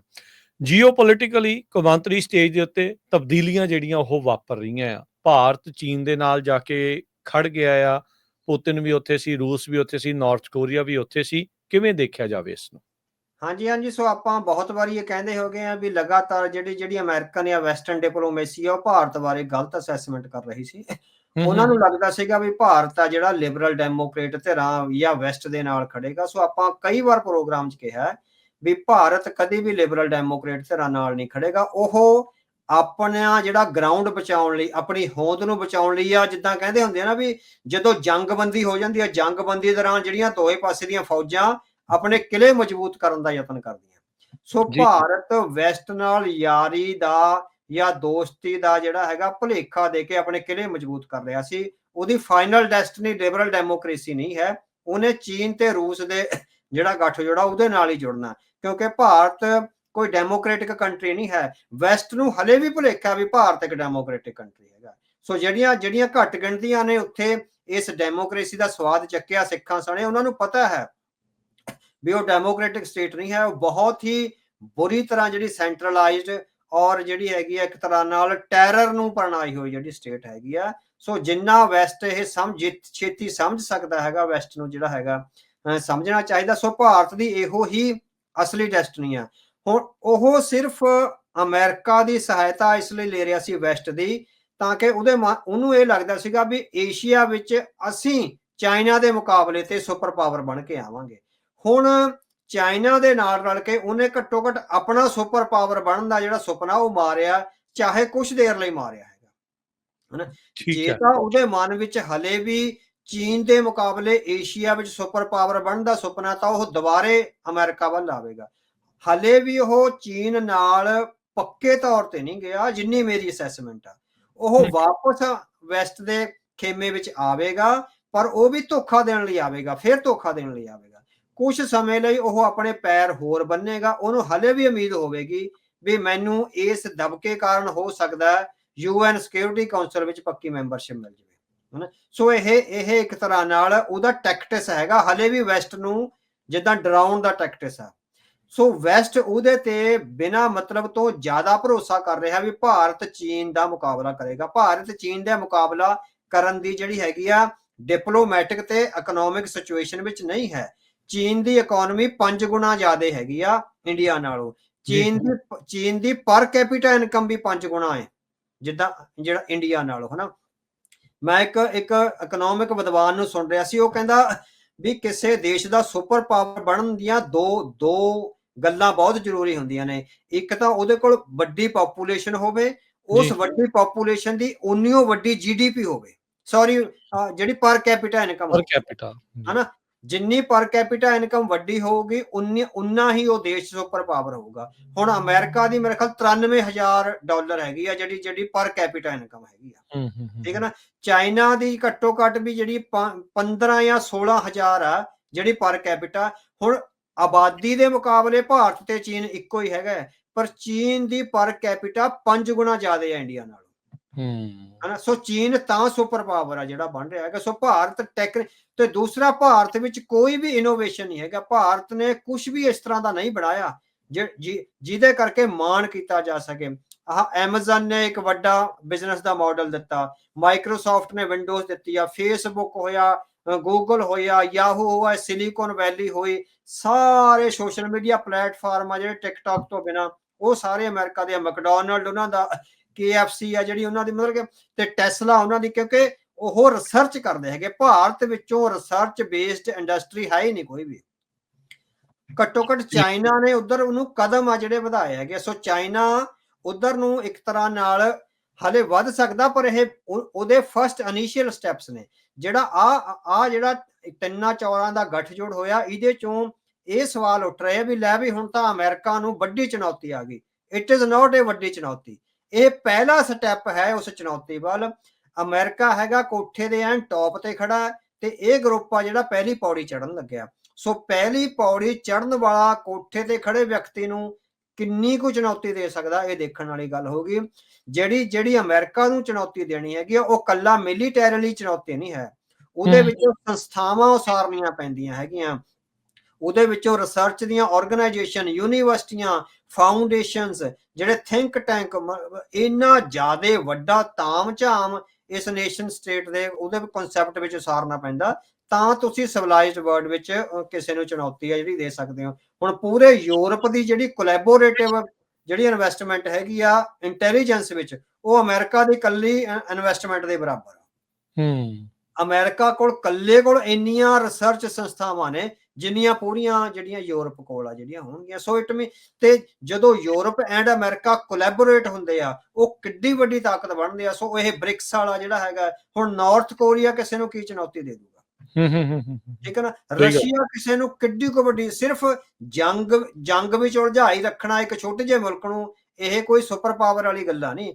ਕਿੰਨਾ ਇਨੋਵੇਟਿਵ ਆ, ਕਿੰਨੀ ਰਿਸਰਚ ਆ, ਕਿੰਨੀ ਤੁਹਾਡੇ ਚੋਂ ਜਿਹੜੀ ਹੈਗੀ ਆ ਵੀ ਉਹਦੇ ਜਿਹੜੀਆਂ ਵੀ ਸੱਭਿਆਚਾਰਕ ਡੈਫੀਨੇਸ਼ਨਸ ਉਹ ਆਉਂਦੀਆਂ, ਹਿਸਟੋਰੀਕਲ ਡੈਫੀਨੇਸ਼ਨਸ ਆਉਂਦੀਆਂ, ਜਿਹੜਾ ਗਲੋਬਲ ਵਰਲਡ ਆਰਡਰ ਆ ਉਹਦੇ ਵਿੱਚ ਕਿੰਨੀ ਟ੍ਰੈਂਡ ਸੈਟਿੰਗ ਤੁਸੀਂ ਕਰਦੇ ਹੋ। ਇਹ ਬਹੁਤ ਡੀਪ ਇੰਟੈਲੀਜੈਂਸ ਦੀਆਂ ਜਿਹੜੀਆਂ ਵੱਡੀਆਂ ਲਿਬਰਲ ਸੰਸਥਾਵਾਂ ਵਿੱਚ ਬਹਿ ਕੇ ਹੋ ਸਕਦੇ, ਲੈਂਗੁਏਜ ਦਾ, ਹਿਸਟਰੀ ਦਾ, ਰਿਲੀਜਨ ਦਾ, ਐਂਥਰੋਪੋਲੋਜੀ ਦਾ, ਤੇ ਗਲੋਬਲ ਪੋਲਾਈਟੀ ਦਾ, ਕ੍ਰਾਈਸਿਸ ਮੈਨੇਜਮੈਂਟ ਦਾ, ਇੰਨੀਆਂ ਜ਼ਿਆਦਾ ਬ੍ਰਾਂਚਸ ਨੇ। ਤੇ ਫਿਰ ਟੈਕਨੀਕ ਦਾ, ਸੋ ਟੈਕਨੀਕ ਦਾ ਇੱਕ ਤਰ੍ਹਾਂ ਨਾਲ ਮੱਕਾ ਹੈਗਾ ਜਿਹੜੀ ਸਿਲਿਕਨ ਵੈਲੀ ਆ ਅਮਰੀਕਾ ਦੀ। ਸੋ ਭਾਰਤ ਦੀ ਇਹ ਇੱਥੇ ਹੀ ਖੜੇਗਾ। ਭਾਰਤ ਦਾ ਅਸਲੀ ਗੱਠਜੋੜ ਆ ਚੀਨ ਨਾਲ ਹੀ ਬਣਦਾ ਤੇ ਰਸ਼ੀਆ ਨਾਲ ਹੀ ਬਣਦਾ, ਪਰ ਹਾਲੇ ਵੀ ਉਹ ਸਿਰਫ ਵੈਸਟ ਨੂੰ ਜਿੱਦਾਂ ਧੋਖਾ ਦੇਣ ਲਈ ਉੱਥੇ ਗਿਆ। ਇੱਕ ਵਾਰੀ ਦੁਬਾਰੇ ਆਵੇਗਾ ਜਿੰਨੀ ਕਿ ਮੇਰੀ ਅਸੈਸਮੈਂਟ ਹੈਗੀ ਹੈ, ਪਰ ਫਿਰ 4-5 ਸਾਲਾਂ ਬਾਅਦ ਆ ਜਿਹੜਾ ਵਾਪਸ ਉਹਦੀ ਫਾਈਨਲ ਡੈਸਟਨੀ ਚੀਨ, ਰੂਸ ਤੇ ਇੰਡੀਆ ਦੀ ਗੱਠਜੋੜ ਨਾਲ ਹੀ ਆ। ਇਹ ਜਿੱਦਾਂ ਤੁਸੀਂ ਪਹਿਲੋਂ ਦੱਸਦੇ ਰਹੇ ਐਕਸਿਸ ਆਫ ਡੈਮੋਕ੍ਰੇਸੀ ਤੇ ਐਕਸਿਸ ਆਫ ਟਾਇਰਨੀ, ਇਹ ਹੁਣ ਹੂੰ। ਕਲੀਅਰ ਸਪਸ਼ਟ ਹੋ ਰਹੀ ਉਹ ਚੀਜ਼? ਹਾਂਜੀ, ਹਾਂਜੀ, ਹਾਂ, ਬਿਲਕੁਲ, ਬਿਲਕੁਲ ਉਹ ਹੋ ਰਿਹਾ। ਸੋ ਇਹ ਅਮਰਜ ਹੋ ਰਿਹਾ। ਹਾਲੇ ਇਹ ਮਜ਼ਬੂਤ ਹੋ ਕੇ ਆਰਗਨਾਈਜ਼ ਨਹੀਂ ਹੋਇਆ। ਸੋ ਹੂੰ, ਮੈਂ ਹੂੰ, ਹੂੰ, ਤੁਹਾਨੂੰ ਦੱਸਿਆ ਵੀ ਭਾਰਤ ਵਾਪਸ ਭੱਜੇਗਾ। ਹਾਲੇ ਭੱਜੂਗਾ, ਇੱਕ ਵਾਰੀ, 1 ਜਾਂ 2 ਵਾਰੀ ਭੱਜੂਗਾ, ਪਰ ਹੋ ਹੂੰ, ਸਕਦਾ ਅਗਲੇ 10 ਸਾਲ ਲੱਗ ਜਾਣ। ਪਰ 10 ਸਾਲਾਂ ਤੋਂ ਬਾਅਦ ਜਾਵੇਗਾ ਚੀਨ ਔਰ ਰੂਸ ਦੇ ਗੱਠਜੋੜ ਨਾਲ ਹੀ। ਕਿਉਂਕਿ ਉਹ ਫਿਰ ਜਿਹੜਾ ਹੈਗਾ ਉਹਨੂੰ ਉਹ ਚੀਨ ਦੇ ਅਧੀਨ ਰਹਿਣ ਦੀ ਆਦਤ ਪਾਉਣੀ ਪਵੇਗੀ। ਹੁਣ ਜਦੋਂ ਅਮਰੀਕਾ ਦੇ ਨਾਲ ਸੀ, ਉਹ ਚੀਨ ਦੇ ਅਧੀਨ ਨਹੀਂ ਸੀ, ਇੱਕ ਸੁਪਰ ਪਾਵਰ ਦੇ ਤੌਰ ਤੇ ਐਕਟ ਕਰ ਰਿਹਾ ਸੀਗਾ ਵੀ ਅਸੀਂ ਏਸ਼ੀਆ ਵਿੱਚ ਸੁਪਰ ਪਾਵਰ ਆ। ਸੋ ਉਹਨੂੰ ਜਿਹੜਾ ਸੈਕੰਡਰੀ ਸੁਪਰ ਪਾਵਰ ਜਿਹੜੀ ਹੈਗੀ ਵੀ ਅੰਡਰਨੀਥ ਚੀਨ ਆ, ਜਿਹੜਾ ਉਹ ਕਰਨਾ ਪਵੇਗਾ। ਸੋ ਚੀਨ ਫਿਰ ਕਿੱਦਾਂ ਟੈਕਲ ਕਰਦਾ ਉਹਨਾਂ ਦੇ ਜਿਹੜਾ ਆਰਚ ਰਾਈਵਲ ਪਾਕਿਸਤਾਨ ਆ, ਉਸ ਸੰਦਰਭ ਚੋਂ ਸਾਰਾ ਦੇਖਣਾ ਪਵੇਗਾ। ਕਿ ਬ੍ਰਿਕਸ ਵਾਕਿਆ, ਕਿਉਂਕਿ ਇਹ ਜਿੰਨੇ ਕੁ ਵੀ ਇਹ ਸਾਰੇ ਬ੍ਰਿਕਸ ਦੇ ਵੀ ਨਾਲ ਦੇ ਨਾਲ ਹੀ ਆ, ਕਿ ਬ੍ਰਿਕਸ ਇਸ ਜੋ ਇਸ ਟਾਈਮ ਜੀਓਪੋਲਿਟੀਕਲ ਸ਼ਿਫਟ ਆ ਰਿਹਾ ਉਹਦੇ ਨਾਲ ਸਟਰੋਂਗ ਹੋ ਰਿਹਾ ਹੈ, ਜਾਂ ਇਹ ਮੁਲਕਾਂ ਦੇ ਵਿੱਚ ਹੈ ਇਕੱਠੇ ਹੋ ਕੇ ਚੱਲਣ ਦੀ ਸਮਰੱਥਾ ਅਸਲ 'ਚ ਹੈ, ਜਾਂ ਇਹ ਸਿਰਫ ਭੁਲੇਖਾ ਹੀ ਹੈ, ਇੱਕ ਡਾਮੀ ਆ? ਨਹੀਂ, ਦੇਖੋ, ਯਤਨ ਤਾਂ ਉਹ ਕਰ ਰਹੇ ਹੈਗੇ, ਇਹਦੇ ਵਿੱਚ ਕੋਈ ਸ਼ੱਕ ਨਹੀਂ ਵੀ ਚਾਈਨਾ ਯਤਨ ਕਰ ਰਿਹਾ ਹੈਗਾ ਵੀ ਜਿਹੜੀ ਅਮਰੀਕਨ ਡੋਮੀਨੈਂਸ ਹੈਗੀ ਆ ਉਹਨੂੰ ਕਿਸੇ ਨਾ ਕਿਤੇ ਟੱਕਰ ਦਿੱਤੀ ਜਾਵੇ। ਪਰ ਚਾਈਨਾ ਆਪਣੇ ਤੌਰ ਤੇ ਆਪ ਸਮਰੱਥ ਹੈ, ਟੈਕਨੀਕਲੀ ਵੀ, ਮਿਲੀਟੈਰੀਲੀ ਵੀ, ਘੱਟੋ ਘੱਟ ਰਿਸਰਚ ਵਿੱਚ ਵੀ ਉਹ ਅਮਰੀਕਾ ਤੋਂ ਹੈ ਤਾਂ ਬਹੁਤ ਪਿੱਛੇ, ਪਰ ਫਿਰ ਵੀ ਕੁਛ ਨਾ ਕੁਛ ਰਿਸਰਚ ਬੇਸ ਉਹਦੀਆਂ ਜਿਹੜੀਆਂ ਉਹ ਬਹੁਤ ਵੱਡੀ ਇਨਵੈਸਟਮੈਂਟ ਆ ਜਿਹੜੀ ਉਹ ਕਰ ਰਿਹਾ ਹੈਗਾ ਹੈ। ਪਰ ਬਾਕੀ ਦੇ ਮੁਲਕ ਜਿਹੜੇ ਹੈਗੇ ਨੇ ਉਹ ਸਾਰੇ ਹੀ ਜਿਹੜੇ ਹੈਗੇ ਆ ਵੀ ਹਮਾਤੜ ਸਾਥੀ ਨੇ, ਹਨਾ। ਸੋ ਜਦੋਂ ਸਿਰਫ ਇੱਕ ਲੀਡਿੰਗ ਫਿਗਰ ਹੋਵੇ, ਬਾਕੀ ਹਮਾਤੜ ਸਾਥੀ ਹੋਣ, ਫਿਰ ਬਹੁਤ ਵੱਡੀ ਜਿਹੜੀ ਹੈਗੀ ਆ ਪ੍ਰੋਬਲਮ ਹੁੰਦੀ ਆ ਬ੍ਰਿਕਸ ਵਰਗੇ ਗਰੁੱਪ ਨੂੰ ਅੱਗੇ ਚਲਾਉਣ ਵਿੱਚ। ਇੱਕ ਮੁਲਕ ਆ ਟੈਕਨੀਕਲ ਨੋ ਹਾਊ ਵਿੱਚ, ਫਿਰ ਉਹ ਇੰਨੀ ਇੰਪੋਜੀਸ਼ਨ ਹੋਣੀ ਉਹਦੇ ਚੋਂ। ਹੁਣ ਕਿਉਂਕਿ ਜਦੋਂ ਚੀਨ ਆਪਣੀ ਟੈਕਨੋਲੋਜੀ ਇੰਡੀਆ ਨੂੰ ਦੇਏਗਾ, ਇੰਡੀਆ ਵਿੱਚ ਉਸੇ ਤਰ੍ਹਾਂ ਦਾ ਵੈਸਟ ਵਾਲਾ ਭੁਲੇਖਾ ਆਉਣਾ, ਜਿੱਦਾਂ ਵੈਸਟ ਵਿੱਚ ਆਇਆ ਸੀ ਵੀ ਹੁਵਾਵੀ ਦਾ ਹਾਰਡਵੇਅਰ ਜਾਂ ਸੌਫਟਵੇਅਰ ਨਾ ਵਰਤੋ, ਇਹ ਚਾਈਨਾ ਦੀ ਇੰਟੈਲੀਜੈਂਸ ਨਾਲ ਜੁੜਿਆ ਹੋਇਆ, ਸਾਡਾ ਸਾਰਾ ਡਾਟਾ ਜਿਹੜਾ ਚਾਈਨਾ 'ਚ ਜਾ ਰਿਹਾ। ਸੋ ਇਸ ਤਰ੍ਹਾਂ ਦੀਆਂ ਬਹੁਤ ਸਾਰੀਆਂ ਪ੍ਰੋਬਲਮਸ ਆ ਜਿਹੜੀਆਂ ਉਹ ਇੰਡੀਆ ਵਿੱਚ ਵੀ ਆਉਣੀਆਂ, ਪਾਕਿਸਤਾਨ 'ਚ ਵੀ ਆਉਣੀਆਂ, ਤੇ ਹੋਰ ਜਿਹੜੇ ਅਲਾਈਡ ਮੁਲਕਸ ਆ ਉਹਨਾਂ 'ਚ ਆਉਣਾ। ਸੋ ਉਹ ਆਪਣੀਆਂ ਜਿਹੜੀਆਂ ਇੰਟੈਲੀਜੈਂਸ ਦੇ ਸੋਰਸਿਸ ਆ ਉਹਨਾਂ ਨੂੰ ਬਚਾਉਣ ਦੇ ਚੱਕਰ 'ਚ ਇਹ ਬਹੁਤ ਕੁਛ ਹੈ ਜਿਹੜੇ ਚੈਲੰਜਸ ਆ ਜਿਹੜੇ ਆਉਣੇ, ਜਿਨ੍ਹਾਂ ਨੂੰ ਓਵਰਕਮ ਆ ਜਿਹੜਾ ਉਹ ਕਰਨਾ ਪਵੇਗਾ। ਇਨੀਸ਼ੀਅਲ ਸਟੈਪਸ ਹੈਗੇ ਆ। ਹਾਲੇ ਆਪਾਂ ਇਹ ਵੀ ਨਹੀਂ ਕਹਿ ਸਕਦੇ ਵੀ ਬਹੁਤ ਵਧੀਆ ਢੰਗ ਨਾਲ ਆਰਗੇਨਾਈਜ਼ ਹੋ ਗਏ, ਔਰ ਆਪਾਂ ਇਹ ਵੀ ਨਹੀਂ ਹਲੇ ਕਹਿ ਸਕਦੇ ਵੀ ਬਹੁਤ ਬੁਰੇ ਢੰਗ ਨਾਲ ਟੁੱਟ ਗਏ। ਇਦਾਂ ਵੀ ਨਹੀਂ ਹੈ, ਟੁੱਟੇ ਨਹੀਂ ਹੈ, they are trying there best. ਪਰ ਹਲੇ ਚੈਲੰਜ ਜਿਹੜਾ ਸਾਹਮਣੇ ਆ ਵੈਸਟਰਨ ਪਾਵਰਸ ਦਾ, ਉਹ ਬਹੁਤ ਵੱਡਾ ਹੈਗਾ। ਉਹ ਸਾਲਾਂ ਦੇ ਸਾਲ, ਦਹਾਕਿਆਂ ਦੇ ਦਹਾਕੇ ਲੱਗ ਸਕਦੇ ਆ ਉਹਦੇ ਬਰਾਬਰ ਜਾਣ। ਵਾਈਟ ਹਾਊਸ ਦੇ ਜਿਹੜੇ ਟ੍ਰੇਡ ਦੇ ਐਡਵਾਈਜ਼ਰ ਪੀਟਰ ਨਵਾਰੋ ਹੋਣਾ ਦਾ ਬੀਤੇ ਦਿਨੀ ਜਿਹੜਾ ਇਹ ਬਿਆਨ ਆਇਆ ਸੀ ਇੰਡੀਆ ਨੂੰ ਲੈ ਕੇ, ਉਹਦੇ ਵਿੱਚ ਉਹਨਾਂ ਨੇ ਸ਼ਬਦ ਬ੍ਰਾਹਮਣ ਵੀ ਵਰਤ ਲਿਆ। ਉਹ ਕਹਿੰਦੇ ਵੀ ਬ੍ਰਾਹਮਣਾਂ ਦੇ ਉੱਤੇ ਉਹਨਾਂ ਨੇ ਦੋਸ਼ ਲਾਇਆ ਵੀ ਇਹ ਰੂਸੀ ਤੇਲ ਤੋਂ ਮੁਨਾਫਾ ਕੱਲੇ ਇਹੀ ਜਿਹੜੇ ਉੱਥੇ ਕਮਾ ਰਹੇ ਆ। ਇਹਦਾ ਅਰਥ ਕੀ ਆ ਪੀਟਰ ਨਵਾਰੋ ਦਾ ਇਸ ਤਰੀਕੇ ਦੇ ਬਿਆਨ ਦਾ? ਹਾਂਜੀ, ਹਾਂਜੀ। ਸੋ ਇੱਕ ਤਾਂ ਅਸੀਂ ਖੁਸ਼ੀ ਜ਼ਾਹਰ ਕਰਦੇ ਹਾਂ ਵੀ ਉਹਨਾਂ ਨੂੰ ਇਹ ਗੱਲ ਦੀ ਸਮਝ ਆਈ ਆ। ਅਮਰੀਕਨ ਪ੍ਰਸ਼ਾਸਨ ਨੂੰ ਜੇ ਇਸ ਗੱਲ ਦੀ ਜਿਹੜਾ ਹੈਗਾ ਵੀ ਗਲੋਬਲ ਆਰਡਰ ਦਾ ਜਿਹੜਾ ਬ੍ਰਾਹਮਣਿਜ਼ਮ ਹੋ ਰਿਹਾ ਸੀਗਾ, ਜੇ ਉਹਨਾਂ ਨੂੰ 50 ਸਾਲਾਂ ਤੋਂ ਬਾਅਦ ਘੱਟੋ ਘੱਟ ਸਮਝ ਆਉਣ ਲੱਗੀ ਹੈ, ਤਾਂ ਅਸੀਂ ਸਮਝਦੇ ਹਾਂ ਵੀ ਅਮਰੀਕਨ ਡਿਪਲੋਮੈਟਸ ਆ ਜਿਹੜਾ ਸਹੀ ਰਾਹ ਤੇ ਜਿਹੜਾ ਹੈਗਾ ਅੱਗੇ ਵਧਣ ਲੱਗੇ ਹੈਗੇ ਆ। ਪਿਛਲੇ 50 ਸਾਲਾਂ ਤੋਂ ਗਲੋਬਲ ਆਰਡਰ ਦਾ ਬ੍ਰਾਹਮਣੀਕਰਨ ਹੋ ਰਿਹਾ ਹੈ।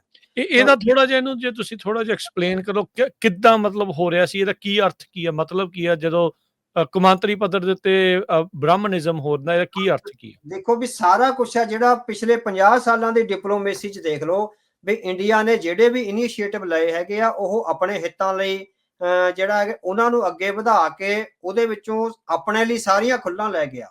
ਤੋ ਹਨਾ, ਤੇ ਦੂਸਰਾ ਵਾਈਟ ਹਾਊਸ ਵਿੱਚ ਤੁਸੀਂ ਦੇਖੋ ਵੀ ਵਾਈਟ ਹਾਊਸ ਵਿੱਚ ਤੇ ਵੈਸਟ ਦੀਆਂ ਸਾਰੀਆਂ ਸੁਪਰ ਪਾਵਰਸ ਵਿੱਚ ਕਿੰਨੇ ਇੰਡੀਅਨ ਜਿਹੜੀ ਹੈਗੀ ਆ ਉਹ ਅਨਕਰੋਚਮੈਂਟ ਹੋਈ ਆ। ਉਹ ਬੰਦੇ ਨੌਕਰੀ ਵੈਸਟ ਦੀ ਕਰਦੇ ਹੈਗੇ ਆ, ਪਰ ਜਿਹੜੇ ਹਿੱਤ ਨੇ ਉਹ ਇੰਡੀਆ ਦੇ ਪਾਲਦੇ ਹੈਗੇ ਆ। ਤੇ ਇਸੇ ਤਰ੍ਹਾਂ ਉਹਨਾਂ ਦੇ ਅਮਿਤਾਭ ਆਚਾਰੀਆ ਵਰਗੇ ਕਿੰਨੇ ਹੀ ਵਿਦਵਾਨ ਆ ਜਿਹੜੇ ਅਮਰੀਕਨ ਯੂਨੀਵਰਸਿਟੀਆਂ ਵਿੱਚ ਬੈਠੇ ਆ, ਜਿਹੜੇ ਰਿਸਰਚ ਨੂੰ ਇਨਫਲੂਐਂਸ ਕਰ ਰਹੇ ਆ ਬ੍ਰਾਹਮਣੀਕਲ ਸਿਸਟਮ ਨਾਲ, ਹਨਾ। ਤੇ ਉਹ ਇਹ ਵੱਡੀ ਇਨਫਲੂਐਂਸ ਹੋ ਰਹੀ। ਹੁਣ ਤੁਸੀਂ ਦੇਖੋ ਵੀ ਆਹ SCO ਦੀ ਮੀਟਿੰਗ ਵਿੱਚ ਵੀ ਪਹਿਲਗਾਮ ਅਟੈਕ ਦਾ ਉਹਨਾਂ ਨੇ ਮਤਾ ਪਵਾ ਲਿਆ ਵੀ ਪਹਿਲਗਾਮ ਦਾ ਅਟੈਕ ਬਹੁਤ ਬੁਰਾ, ਤੇ ਇਹ ਕਿਹਾ ਜਾ ਰਿਹਾ ਹੈ ਵੀ ਅੱਤਵਾਦ ਦੇ ਖਿਲਾਫ ਦੂਰੇ ਮਾਪਦੰਡ ਨਹੀਂ ਅਪਣਾਏ ਜਾ ਸਕਦੇ, ਹਨਾ। ਇਹ ਕਿੰਨਾ ਸੋਹਣਾ ਸ਼ਬਦ ਹੈ। ਪਰ ਅੱਤਵਾਦ ਜਿਹੜਾ ਪਹਿਲਗਾਮ ਵਿੱਚ ਅੱਤਵਾਦ ਹੋਇਆ, ਸਿਰਫ ਉਹਨੂੰ ਚੁੱਕਿਆ ਜਾ ਰਿਹਾ। ਜਿਹੜਾ ਗੁਜਰਾਤ ਵਿੱਚ ਹੋਇਆ ਜਾਂ 1984 ਵਿੱਚ ਸਿੱਖਾਂ ਦੇ ਖਿਲਾਫ ਹੋਇਆ, ਉਹ ਅੱਤਵਾਦ ਦੀ ਕੋਈ ਗੱਲ ਨਹੀਂ ਹੋ ਰਹੀ। ਜਿਹੜਾ ਬ੍ਰਾਹਮਣੀਕਲ ਸਿਸਟਮ ਆਪ ਦੂਰੇ ਮਾਪਦੰਡ ਅਪਣਾ ਰਿਹਾ ਅੱਤਵਾਦ ਦੇ ਖਿਲਾਫ, ਹਨਾ, ਵੀ ਆਪਣੇ ਅੱਤਵਾਦੀਆਂ ਨੂੰ ਰਿਹਾ ਕਰ ਰਿਹਾ ਤੇ ਉਹਨਾਂ ਨੂੰ ਵੱਡੀਆਂ ਕੁਰਸੀਆਂ ਦੇ ਰਿਹਾ, ਤੇ ਦੂਜੀਆਂ ਕੌਮਾਂ ਦੇ ਜਿਹੜਾ ਖਾੜਕੂਵਾਦ ਆ ਉਹਦੇ ਤੇ ਉਹਨੂੰ ਅੱਤਵਾਦ ਕਹਿ ਰਿਹਾ। ਸੋ ਇਹ ਬ੍ਰਾਹਮਣੀਕਲ ਸਿੱਖਾਂ ਦੇ ਹੱਕ ਵਿੱਚ ਕੋਈ ਵੀ ਮਤਾ ਨਹੀਂ ਪੈਣ ਦਿੱਤਾ। ਮੈਨੂੰ ਯਾਦ ਆ 1988 ਵਿੱਚ UNO ਦੀ ਸਬ ਨੇਸ਼ਨ ਦੀ, ਜਿਹੜੇ ਕਿ ਵੀ ਸਬ ਨੇਸ਼ਨ ਦੇ ਤੌਰ ਤੇ UNO ਨੇ ਬਹੁਤ ਸਾਰੀਆਂ ਕੌਮਾਂ ਨੂੰ ਰੈਕੋਗਨੀਸ਼ਨ ਦੇਣੀ ਸੀ। ਲਗਭਗ 80 ਦੇ ਕਰੀਬ ਜਿਹੜੇ ਗਰੁੱਪਸ ਨੇ, ਸਬ ਨੈਸ਼ਨਲ ਗਰੁੱਪਸ, ਉਹਨਾਂ ਨੇ UNO ਨੂੰ ਆਪਣੀ ਰਿਪਰੈਜ਼ੈਂਟੇਸ਼ਨ ਲਈ ਪਾਇਆ। ਉਹਦੇ ਵਿੱਚ ਸਿੱਖਾਂ ਦਾ ਵੀ ਇੱਕ ਗਰੁੱਪ ਸੀ। 80 ਵਿੱਚੋਂ 78 ਐਪਲੀਕੇਸ਼ਨਾਂ ਐਕਸੈਪਟ ਹੋਈਆਂ, 2 ਰਿਜੈਕਟ ਹੋਈਆਂ, ਜਿਹਦੇ ਵਿੱਚੋਂ ਇੱਕ ਸਿੱਖਾਂ ਦੀ ਸੀ, ਇੱਕ ਫਲਸਤੀਨੀਆਂ ਦੀ ਸੀ।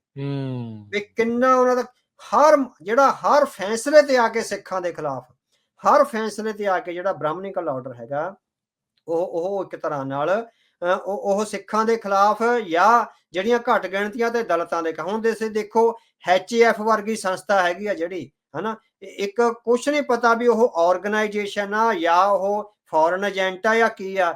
ਇੰਨੇ ਜ਼ਿਆਦੇ ਭੁਲੇਖੇ ਪਾ ਕੇ ਏਡੀਆਂ ਮਜ਼ਬੂਤ ਆਰਗੇਨਾਈਜੇਸ਼ਨ ਖੜੀਆਂ ਕਰਕੇ ਉਹ FBI ਨੂੰ ਵੀ ਡਿਕਟੇਟ ਕਰਦੀ ਆ, ਉਹ ਕੈਲੀਫੋਰਨੀਆ ਦੀ ਪੁਲਿਸ ਨੂੰ ਵੀ ਡਿਕਟੇਟ ਕਰਦੀ ਆ ਵੀ ਤੁਸੀਂ ਕਿੱਦਾਂ ਸਿੱਖਾਂ ਦੇ ਖਿਲਾਫ ਐਕਸ਼ਨ ਲੈਣਾ। ਇਹ ਬ੍ਰਾਹਮਣਿਜ਼ਮ ਆਫ ਇੰਟਰਨੈਸ਼ਨਲ ਡਿਪਲੋਮੇਸੀ ਹੋਈ ਹੈ। ਜਿਹੜਾ ਉਹ ਇਹ ਕਹਿ ਰਹੇ ਸੀ ਨਾ ਵੀ ਅਸੀਂ ਵਰਲਡ ਪਾਵਰ ਬਣ ਜਾਣਾ, ਉਹ ਉਦਾਂ ਹੀ ਨਹੀਂ ਸੀ ਕਹਿ ਰਹੇ। ਉਹਨਾਂ ਨੇ ਪਿਛਲੇ 50 ਸਾਲਾਂ ਤੋਂ ਈਵਨ ਇੱਥੇ ਇੰਗਲੈਂਡ ਦਾ ਵੀ ਇਹੀ ਰਿਹਾ, ਸਿੱਖਾਂ ਦੇ ਖਿਲਾਫ ਜੋ ਕੁਝ ਵੀ ਹੋਇਆ, ਈਵਨ ਅਗਲਿਆਂ ਨੇ ਜਹਾਜ਼ ਤੱਕ ਸਿੱਟ ਕੇ ਸਿੱਖਾਂ ਦੇ ਨਾਂ ਲਾਤਾ, ਹਨਾ। ਤੇ ਆ ਤੁਸੀਂ ਦੇਖੋ ਵੀ ਮਾਈਕ ਕਾਰਨੀ, ਉਹਦਾ ਕੈਨੇਡਾ ਦਾ ਪ੍ਰਧਾਨ ਮੰਤਰੀ ਬਣਿਆ, ਇੱਕਦਮ ਪ੍ਰਧਾਨ ਮੰਤਰੀ ਬਣਦਿਆਂ G7 ਵਿੱਚ ਨਰਿੰਦਰ ਮੋਦੀ ਨੂੰ ਸੱਦ ਲਿਆ। ਉੱਥੇ BBC ਨੇ, CBC ਨੇ, ਹੋਰ ਪੱਤਰਕਾਰਾਂ ਨੇ ਪੁੱਛਿਆ ਵੀ ਉਹ ਮੁਲਕ ਜਿਹੜਾ ਤੁਹਾਡੇ ਇੱਕ ਚੁਣੇ ਹੋਏ ਮੈਂਬਰ ਆਫ ਪਾਰਲੀਮੈਂਟ ਨੂੰ ਕਤਲ ਕਰਨ ਦਾ ਯਤਨ ਕਰ ਰਿਹਾ ਸੀ, ਇੰਨਾ ਟੈਰਰਿਜ਼ਮ ਮਚਾ ਰਿਹਾ ਸੀਗਾ, ਵੀ ਤੁਸੀਂ ਉਹਨੂੰ G7 ਵਿੱਚ ਸੱਦ ਰਹੇ ਹੋ। ਉਹ ਕਹਿੰਦਾ ਨਹੀਂ ਜੀ, ਬਿਜ਼ਨਸ ਲਈ ਸਾਨੂੰ ਚਾਹੀਦਾ ਹੈਗਾ। ਇਟ ਮੀਨਸ ਤੁਸੀਂ ਦੇਖੋ ਵੀ ਇੰਡੀਅਨ ਡਿਪਲੋਮੈਟਸ ਦਾ ਕਿੰਨਾ ਇਨਫਲੂਐਂਸ ਹੋਊਗਾ ਵੀ ਜਗਮੀਤ ਸਿੰਘ ਦੇ ਕਤਲ ਦੀ ਸਾਜ਼ਿਸ਼ ਦੇ ਬਾਵਜੂਦ ਵੀ ਜਿਹੜਾ ਕੈਨੇਡਾ ਦਾ ਪ੍ਰਧਾਨ ਮੰਤਰੀ ਆ ਉਹਨੂੰ ਰਿਸਪੈਕਟਫੁਲੀ ਬੁਲਾ ਰਿਹਾ ਹੈਗਾ। It is the Brahmanization of global order.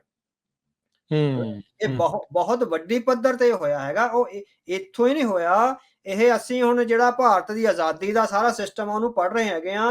1830 ਜਾਂ 1840 ਵਿੱਚ ਇੱਕ ਇੰਡੀਅਨ ਇਤਿਹਾਸਕਾਰ ਹੋਇਆ, ਤਾਰਨ ਚਰਨ ਚਟੋਪਾਧਿਆਏ ਜੀ। ਤਾਰਨ ਚਰਨ ਚਟੋਪਾਧਿਆਏ ਨੇ ਇੰਡੀਆ ਦਾ ਇਤਿਹਾਸ ਲਿਖਿਆ ਪੂਰੀ ਤਰ੍ਹਾਂ ਹਿੰਦੂ ਨੈਸ਼ਨਲਿਜ਼ਮ ਦੀਆਂ ਧਾਰਾਵਾਂ ਤੇ। ਠੀਕ ਹੈ। ਹੁਣ ਤੁਸੀਂ ਦੇਖੋ ਵੀ ਸਿੱਖਾਂ ਕੋਲ ਅੱਜ ਵੀ ਕੋਈ ਵਿਦਵਾਨ ਨਹੀਂ ਹੈਗਾ ਜਿਹੜਾ ਸਿੱਖ ਇਤਿਹਾਸ ਨੂੰ ਉਸ ਲੈਵਲ ਤੇ ਲਿਖ ਸਕੇ ਜੋ 1830-35 ਵਿੱਚ ਤਾਰਨ ਚਰਨ ਚਟੋਪਾਧਿਆਏ ਨੇ ਲਿਖਤਾ। ਠੀਕ ਹੈ। ਐਡਾ ਵੱਡਾ ਹਿੰਦੂ ਨੈਸ਼ਨਲਿਜ਼ਮ ਉਹਨੇ ਕਰਿਆ। ਅੰਗਰੇਜ਼ਾਂ ਨੂੰ ਸਮਝ ਨਹੀਂ ਆਈ, ਉਹਦੀਆਂ ਕਿਤਾਬਾਂ ਸਕੂਲਾਂ, ਕਾਲਜਾਂ ਤੇ ਯੂਨੀਵਰਸਿਟੀਆਂ ਵਿੱਚ ਇਤਿਹਾਸ ਦੀਆਂ ਕਿਤਾਬਾਂ ਵਜੋਂ ਪੜ੍ਹਾਈਆਂ ਜਾਂਦੀਆਂ ਸੀ ਉਸ ਟਾਈਮ ਤੇ ਉਹਨਾਂ ਕਿਤਾਬਾਂ ਨੇ ਇਹੋ ਜਿਹਾ ਹਿੰਦੂ ਨੈਸ਼ਨਲਿਜ਼ਮ ਕ੍ਰੀਏਟ ਕਰਿਆ। ਜਦੋਂ 1920 ਜਾਂ 25 ਵਿੱਚ ਜਾ ਕੇ ਅੰਗਰੇਜ਼ਾਂ ਨੂੰ ਸਮਝ ਆਈ, ਉਦੋਂ ਤੱਕ ਉਹ ਇੰਨਾ ਮਜ਼ਬੂਤ ਹੋ ਚੁੱਕਿਆ ਸੀ ਹਿੰਦੂ ਨੈਸ਼ਨਲਿਜ਼ਮ, ਮੁੜ ਕੇ ਉਹਨਾਂ ਦੇ ਪੈਰ ਹੀ ਨਹੀਂ ਲੱਗੇ। ਇੱਕ ਮੈਂ ਡੇਵਿਡ ਕੌਪੋਫ ਦੀ ਕਿਤਾਬ ਪੜ੍ਹੀ ਹੈਗੀ ਆ, ਉਹ ਹੈਗੀ ਆ ਬ੍ਰਿਟਿਸ਼ ਓਰੀਐਂਟਲਿਜ਼ਮ ਐਂਡ ਬੰਗਾਲ ਰਿਨਾਇਸੈਂਸ।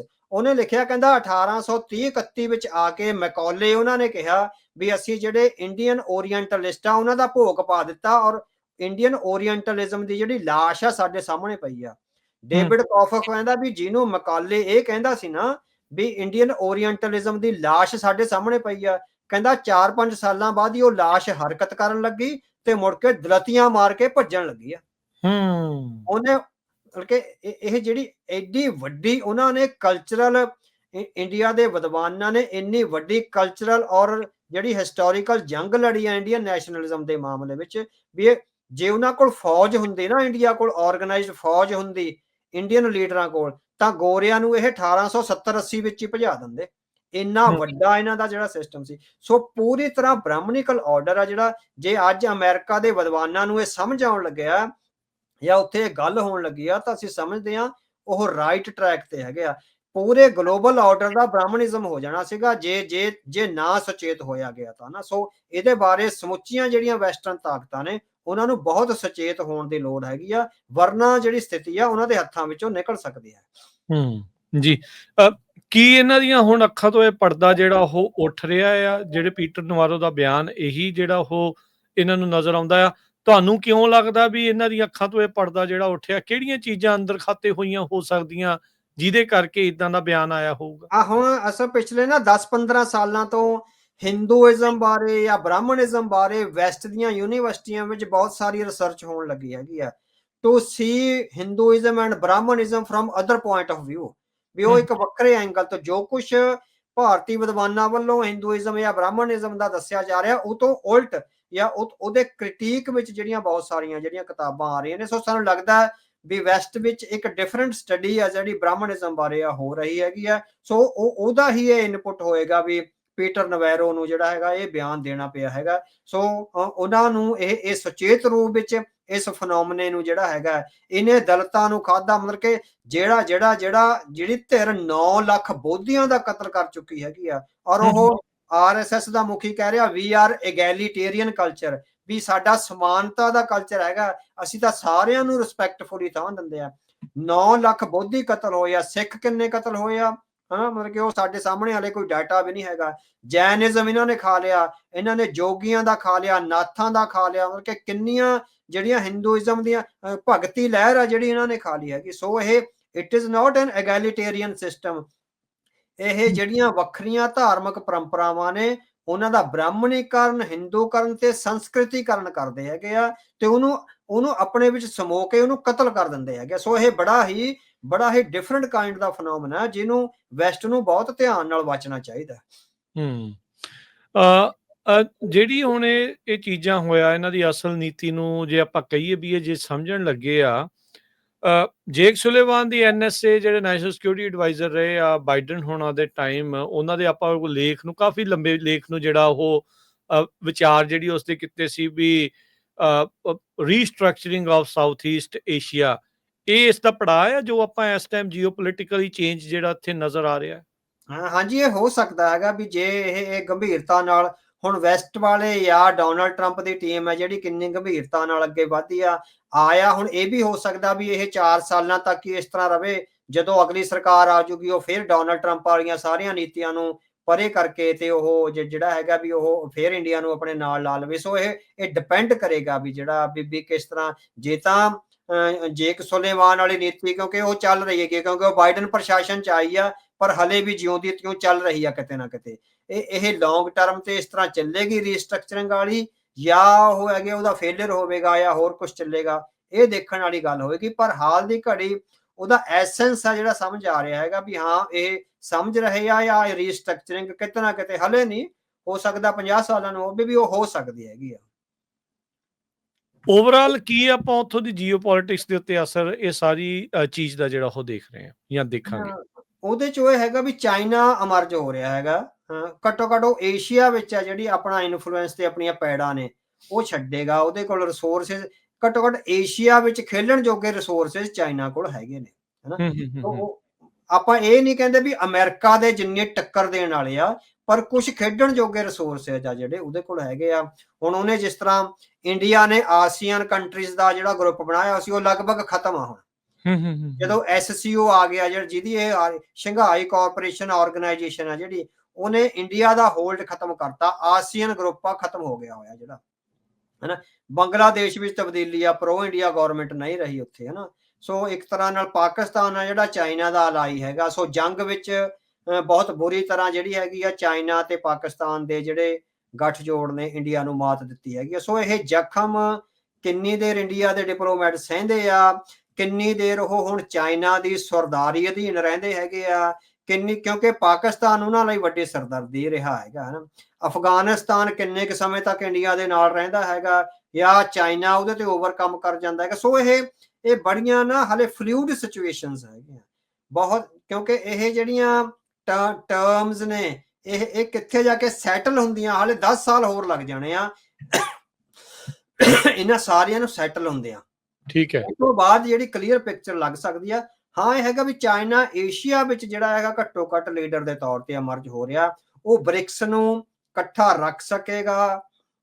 ਆਇਆ ਹੁਣ ਜਿਹੜਾ ਇਹ ਤੋਂ ਬਾਅਦ ਐਸਸੀਓ ਦੀ ਮੀਟਿੰਗ ਤੋਂ ਬਾਅਦ ਅਮਰੀਕਨ ਜਾਂ ਵੈਸਟਰਨ ਇਨਫਲੂਐਂਸ ਹੋਣਾ ਬ੍ਰਿਕਸ ਸਟੇਟਾਂ ਤੇ, ਉਹ ਕਿੰਨਾ ਵੱਧ ਜਾਂ ਘੱਟ ਹੁੰਦਾ, ਕਾਫੀ ਕੁਛ ਆ ਬਿਹਾਈਂਡ ਦੀ ਸੀਨ ਆ ਜਿਹੜੀ ਡਿਪਲੋਮੇਸੀ ਚੱਲਣੀ ਆ। ਸੋ ਉਹਦੇ ਚੋਂ ਇਹ ਸੈਟਲ ਹੁੰਦੇ ਵੀ ਮੇਰੇ ਹਿਸਾਬ ਨਾਲ 10 ਸਾਲ ਆ ਜਿਹੜੇ ਲੱਗ ਜਾਣੇ ਹੈਗੇ। ਜਿੱਦਾਂ ਸ਼ੁਰੂਆਤ 'ਚ ਇਸ ਆਪਾਂ ਜਦੋਂ ਟੌਪਿਕ ਤੇ ਗੱਲ ਕਰ ਰਹੇ ਸੀ ਵੀ ਭਾਰਤ ਚਾਈਨਾ ਦੇ ਕੋਲ ਜਾ ਕੇ ਬੈਠਾ ਹੈ, ਵੀ ਇਵੈਂਚੁਅਲੀ ਉਹਦੀ ਰੈਸਟਿੰਗ ਪਲੇਸ ਕਹਿ ਲਓ ਵੀ ਉਹ ਉੱਥੇ ਹੀ ਆ।